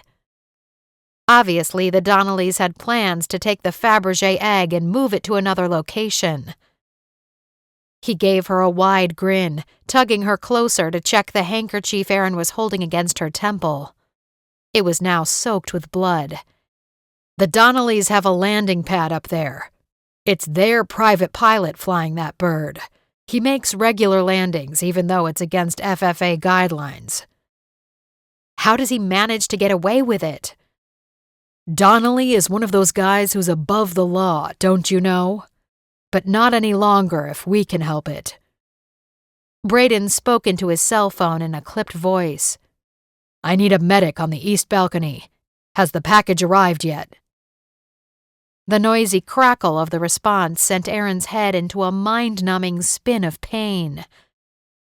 "Wow, can you guys keep the noise down?" Down below on the streets, the sound of police sirens, ambulance sirens, and chaos exploded. Within moments, the Donnelly mansion perimeter was surrounded by local police officers and vehicles, lights and sirens blaring. The rest of the SWAT team positioned around the house and inside each room, as well as standing at every window. Spotlights shone like beacons all over the property, lighting up every detail, every leaf on every shrub and eucalyptus tree. The lights blinded Erin and she clamped her eyes shut. "Wow, this headache is something else." Braden winced, checking her again. "We need to get you to a hospital. I hope you don't need stitches."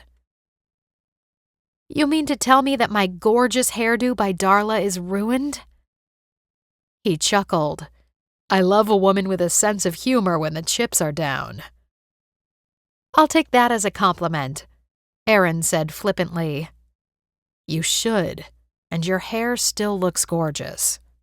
Must be all that hairspray Darla used."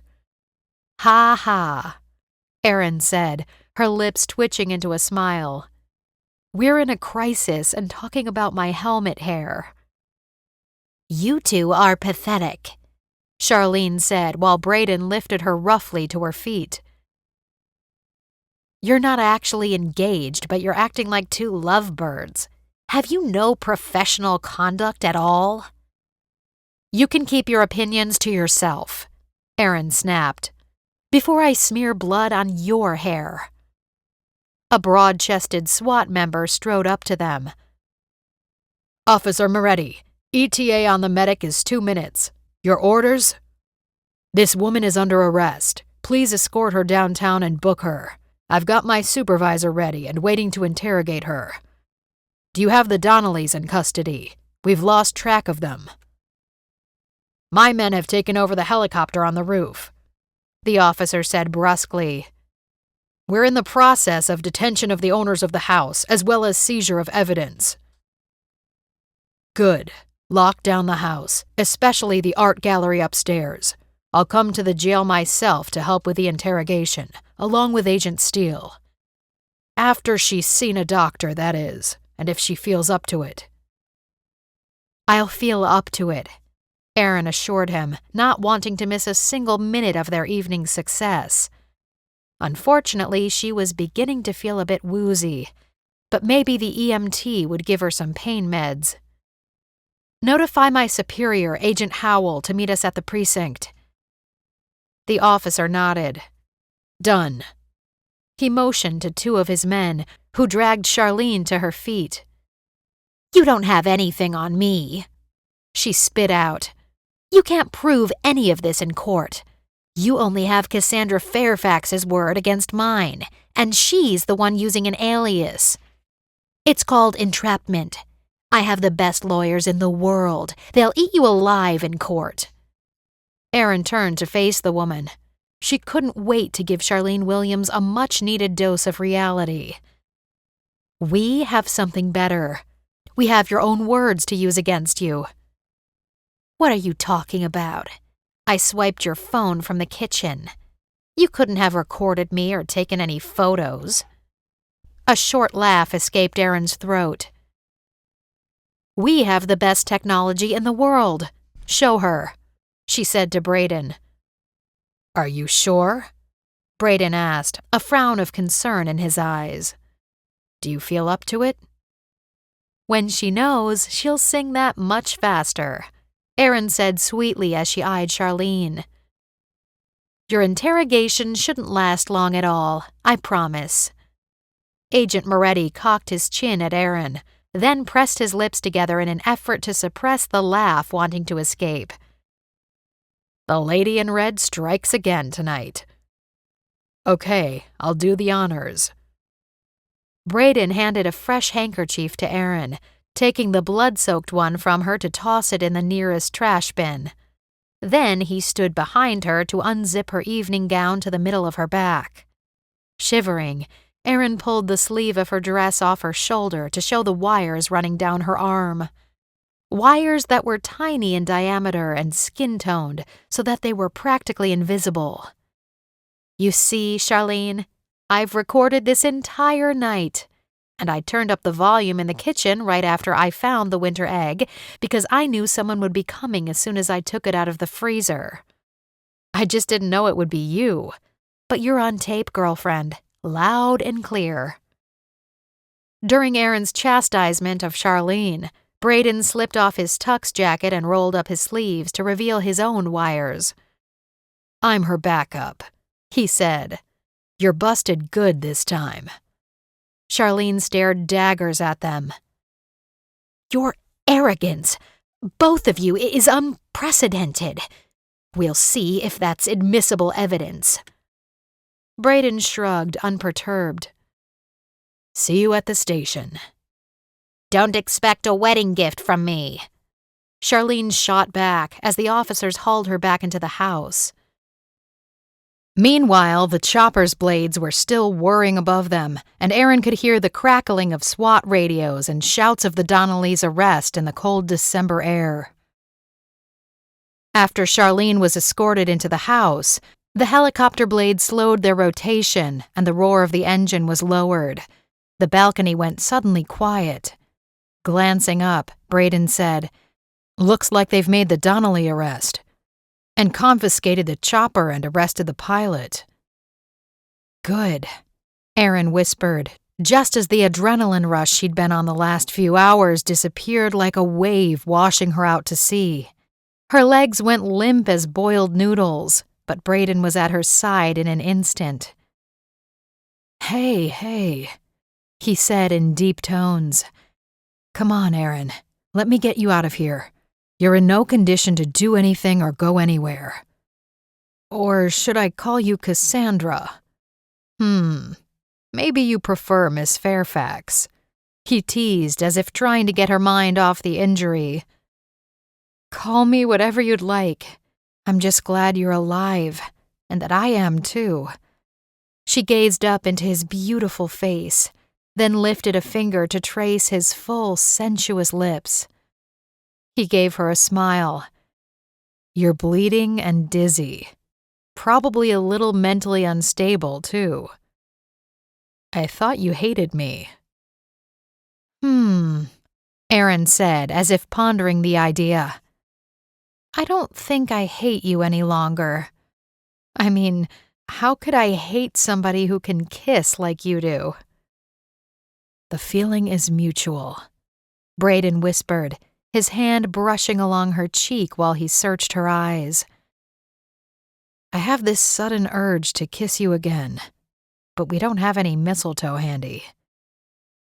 Go grab some from the ballroom, Erin told him, pointing toward the open doors. Lights blazed in the ballroom as if the party were still going strong.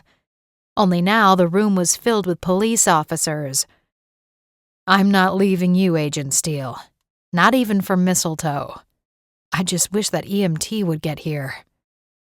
We don't need a medic to give us permission to kiss each other, Erin joked, reaching up to touch his face that was now growing stubble after so many hours. He chuckled, bending over to kiss her forehead. You're a little spitfire, you know that, Miss Cassandra Fairfax? That's why I became an agent. I wanted to torture CIA officers like you. How many officers have you tortured so far? Erin pursed her lips, thinking about it. Actually, only you so far. I don't make it a habit to kiss CIA officers. Unless they try to hijack my elevator to the 14th floor. Ah, only those CIA officers. Good to know. Hey, your bleeding is slowing. That's good. Just need a couple of stitches and disinfectant. Probably an antibiotic for a few days and you'll be good as new. My miraculous recovery must be due to your ability to press a handkerchief against a wound. What's a little blood when we just broke up an international smuggling ring? Braden laughed. I have many hidden talents.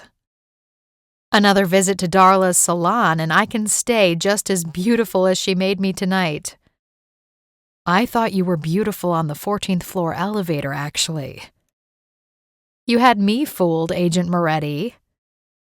I have skills that way. Speaking of being fooled, have you checked out the cake box over there? I've been meaning to ask you about that. Why did you throw a cake box at me? That's a first for my career. It has really good cake inside. Trust me, seriously good cake. Open the box and just gaze at that amazing cake, she drawled. Okay, but I'm not hungry for cake at the moment, Braden told her, holding Erin even closer if that was possible. His breath was warm on her face, his scent a rich, musky masculine, with that Fabergé brute spilling out of his collar. Erin couldn't stop staring at his neck. Do you think that police officer over there would grab the mistletoe for us? He asked her. We don't need it, Moretti.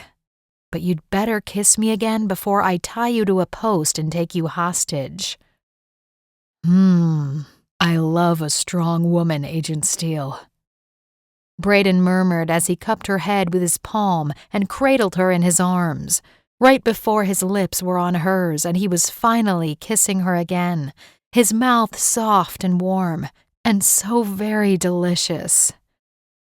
After kissing her gently for several incredible moments, Braden turned his head to kiss the corners of her mouth while Erin's body became electrified. Hot, shivery thrills tightened every muscle as she lifted her face to his, craving more. He murmured, I think that's enough kissing for now, or we'll never leave this balcony. If you insist. Just open the present I gave you already, will you? Erin told him, laughing, and then we can go somewhere more comfortable than this cold balcony stone." "You really gave me a cake, stolen from the Donnelly kitchen?" "Stop stalling and open it already." Braden pulled the scuffed up and torn cake box toward him, then lifted the flaps. The frosting was a mess, of course, smeared everywhere inside the box. "I think this cake has seen better days." He paused. "Wait a minute." He peered closer, then opened all 4 sides of the box and laid them flat, exposing the contents. He wiped away bits of the frosting, then stared at her in disbelief. "It's the winter egg!" Erin cried. "The real one. It was here all along, and the markings are there. We can get it verified with Christie's auction house in New York, of course, and authenticated, but I'm 99.9% sure it's the real deal." "The $10 million whopper?" "So our theory was right." He added slowly, "They've been running scam auctions, maybe all over the world. This is why the FBI brought in the CIA. And you found it, you clever woman." Braden leaned in to kiss her again, and it was much too easy to melt against his lips again, so they forced themselves to break apart to call for a team to transport the Fabergé Egg to a secure vault. "I'll get on the phone with Christie's in the morning," he said. "Maybe we could fly to New York too?" Erin said hopefully, giving him a grin. He shook his head and chuckled. "I like how your devious mind works." "But," Erin said, holding up a hand, "I'm actually starving at the moment." "The shock must be wearing off." "Oh, look, our medical tech is finally here." "Sorry about that, boss," the EMT said, opening his medical bag. "We had other injuries downstairs, although nobody else suffered a gunshot to the head." After searching for any shrapnel fragments, he cleaned up the wound and placed a tight bandage over it. "You only need 2 to 3 stitches. Go on to the hospital and they can do that for you, plus give you an antibiotic. Then take it easy for a few days." Erin nodded. "Gotcha, I'll do that." Braden gave her a sardonic smile. "I'll make sure it actually happens." "I have a question for you," Erin said slowly, fatigue hitting her like a ton of bricks. "Charlene told me that we won the auction." "She lied to you?" "Not surprising," Erin said dryly. "They were about to announce the winner when all heck broke loose. They also stole our million smackers, but we'll probably get it back. Unless the Donnelly bank accounts are frozen for the next 5 years while this is litigated in court. I'm sure their lawyers know lots of tricks." "What you're saying is that they'll end up getting away with it?" "Some version of that. They'll say that nobody got hurt and the egg is intact. Restitution of funds to their swindled customers, a couple of years in minimum security prison for white-collar crimes, and they'll be back to their dirty tricks again. But somebody did get shot in the head, me, if you'll recall." "There is that," Braden agreed. "We'll both be called as witnesses." Erin shrugged. "I'll show off my scar proudly and wear my blood-stained evening gown as proof. The good news is that after taking the $10 million, the winter egg would have disappeared, so good work, Agent Steele. You're pretty incredible, you know that?" he added, leaning in to kiss her lightly on the lips. "You're pretty good yourself, Moretti," Erin said, staring at his mouth while her head swam dizzily. "That's Marcus Romero to you, Miss Fairfax." "I think this calls for an after-party breakfast at an all-night diner. After the stitches are done, that is." "You really are hungry." "It's been a busy night." "You okay going in a blood-soaked evening gown?" The blood blends in with my red and gold gown," Erin said, lifting an eyebrow to give him a sideways look. "Actually, I came prepared. Remember that black day pack I left in the limo? Can you please call our driver for a pickup? Do you have him on speed dial?" Braden let out a belly laugh. "Do I finally get to learn what's in that mystery bag you brought with you and left on the seat?" "Okay, I'll confess. I packed jeans, a cozy pullover, and some very stylish boots. I always get hungry for a comfort food breakfast after a millionaire party. And I certainly can't spill maple syrup on my evening gown." "Sounds like you have previous experience. You go to these things often, then?" "Only when it's incognito," she said with a careless shrug. "With handsome CIA agents who kiss good." "Only good?" he teased. Erin put a finger to her lips as if she had to give it some thought. "Super good? Fabulous? Dreamy? Pick your adjective. Just get me some more mistletoe, buddy."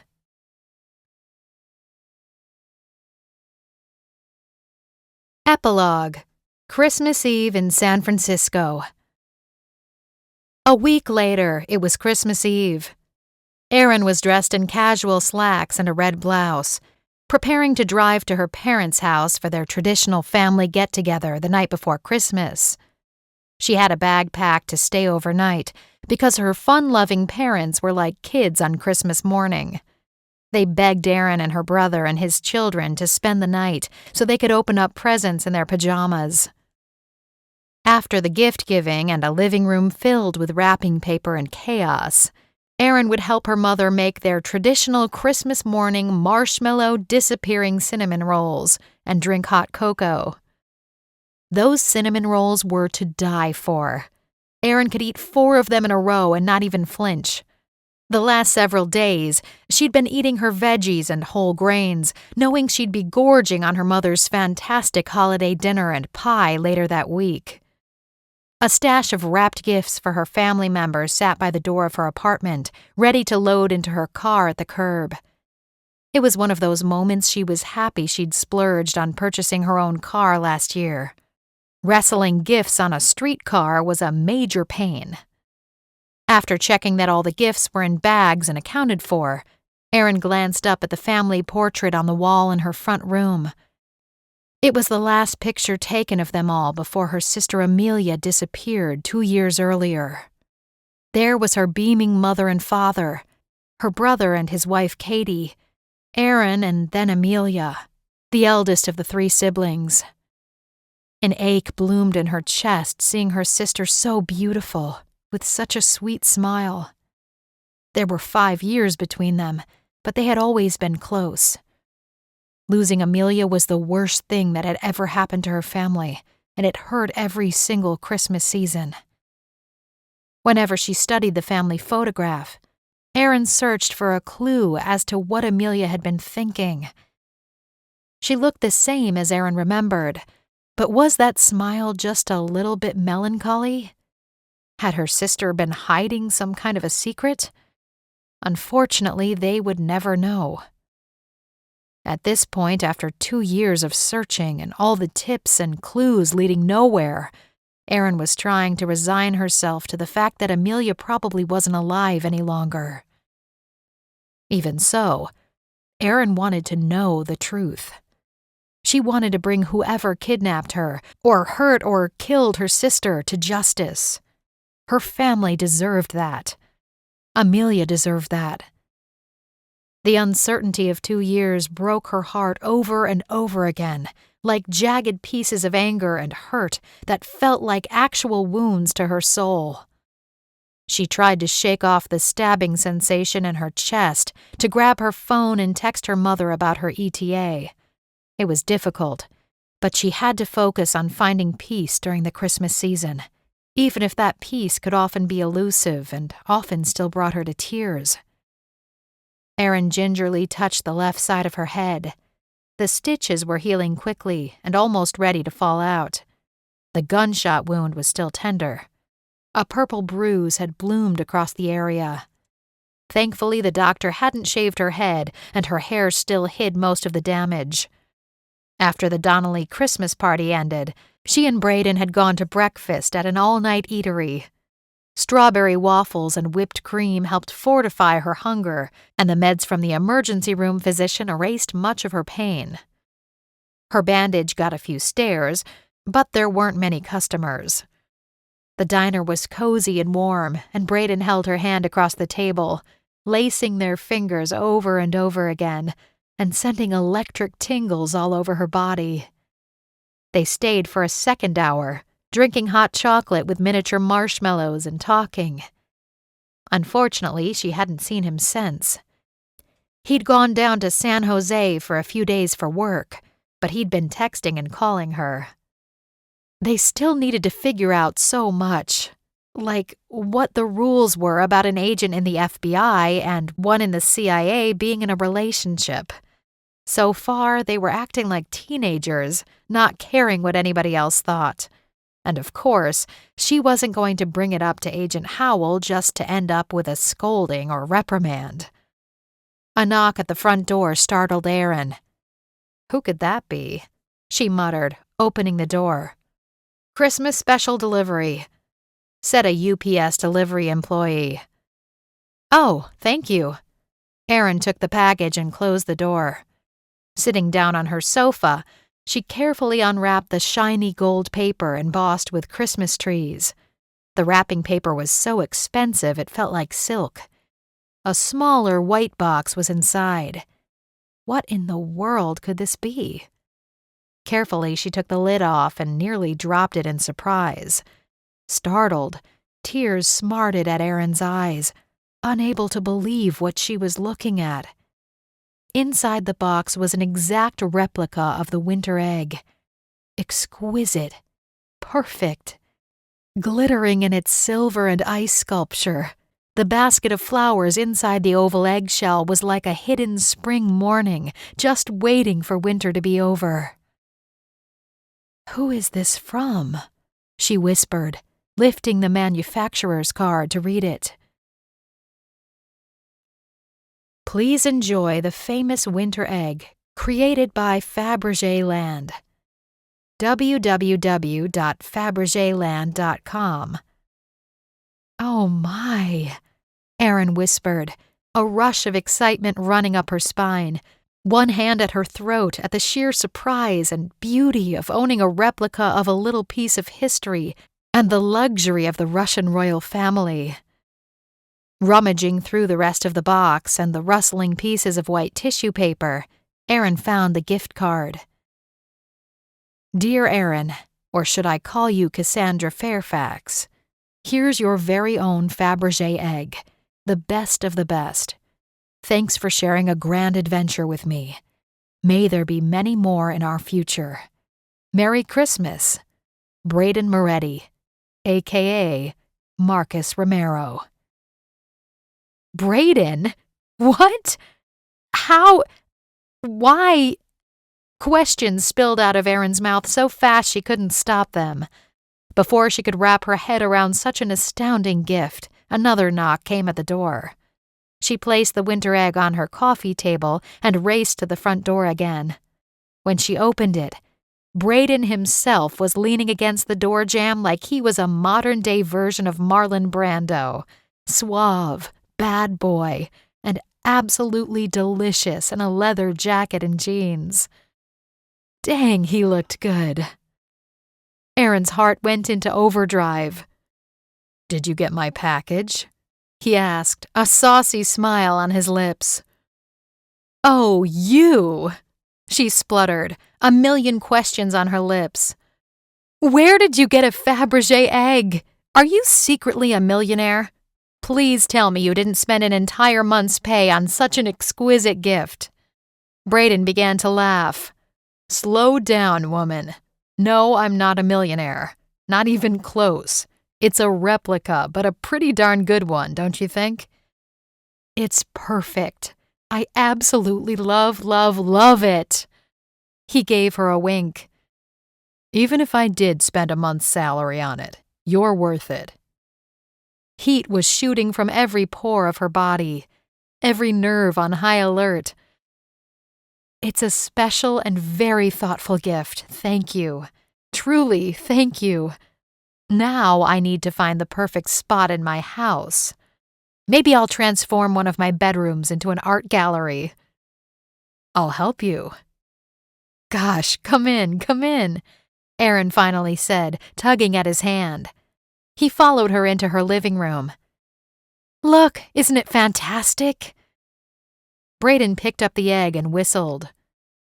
"Looks even better here in your house. If I didn't know better, I'd think it was the real thing. And this one doesn't even have frosting all over it." Erin gave a quick laugh and shook her head at his impertinence. Setting the winter egg back on her table, he straightened and reached out to slide his hands down her arms. She wished it wasn't winter and that she wasn't wearing a pullover sweater. She wanted to know what his warm hands felt like on her skin. Before Erin could process the moment, Braden leaned in to softly kiss her lips. Her mind swooned, and her body melted as she sank against his broad, muscular chest. "I don't think we got a chance to do enough kissing at the Donnellys' Christmas party. I want more. I want you, Agent Steele." Erin gave him her own saucy smile as they stood close together, the scent of Fabergé swirling in the air. "The feeling is mutual, Agent Moretti. I think we should try to finagle some new team projects. I thought we worked pretty well together." "I'll have to think about this." Her voice trailed away as he gazed into her eyes. "You have to think about it?" "Uh-huh. Because at the moment I can't think straight at all. Just tell me where and when I should be at my next job and I'll be there." "That's more like it." Braden leaned in closer and placed his palm against the back of Erin's head, his lips softening against hers in the most romantic and intense manner. Good grief. Braden Moretti kissed like nobody's business. Wild thoughts shot off in all directions in Erin's mind. The moment was perfect. His gift was perfect. His tenderness was perfect. And now, his perfect arms were closing around her to hold her warm and safe. "No woman has captured me like you have, Erin Steele," he whispered against her lips. Braden might be flirty and cocky and too handsome for his own good, but Erin had never met a man before that matched her in wits and brains and funny one-liners. "I have a great idea," she suggested in a breathless voice. His laugh was low and deep. "Are you going to rope me into making Christmas cookies?" "Maybe later," she replied with a soft giggle of her own. "Right now, let's spend some time under the mistletoe," she said, standing on tiptoe to look him straight in the eye. "Don't look now, but there's a big bunch of greenery and berries hanging about 3 feet above your head." "I don't have to look. I trust you to always tell the truth. Fancy winter eggs might be nice, but you are the best Christmas present of all," he whispered, gathering her up in his arms to kiss her over and over again.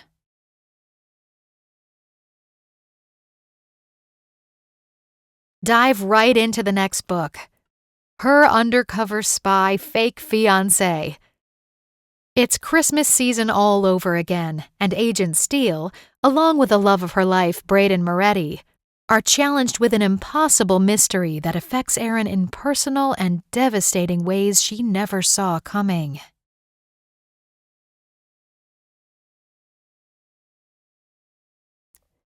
Erin's disappearing marshmallow cinnamon rolls recipe. 1 to 2 cans of refrigerated crescent rolls, 8 to 16 large marshmallows, ½ cup brown sugar, ½ cup granulated white sugar, 2 teaspoons cinnamon, 1/2 cup melted butter or margarine.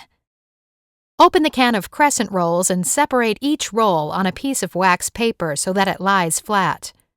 Dip 1 marshmallow into the melted butter to coat, and then dip into the cinnamon sugar mixture, covering well. Lay the marshmallow in the middle of the crescent roll, and then wrap the roll around the marshmallow and pinch sides and ends together. Dip each roll into the melted butter to coat. Spray a muffin tin with Pam spray.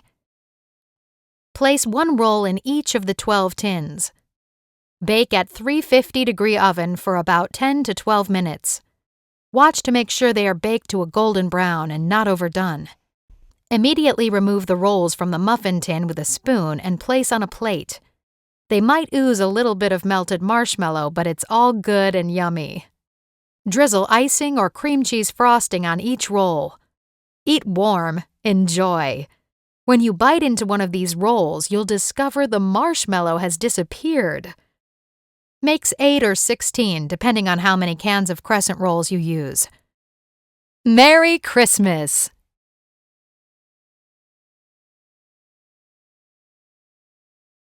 This has been Her Secret Agent Fake Fiancé. Christmas Fake Fiancé Romance Book 1. Written by Kimberly Montpetit. Narrated by Elizabeth Walker. Copyright 2022-2023 by Kimberly Montpetit. Production copyright by Kimberly Montpetit.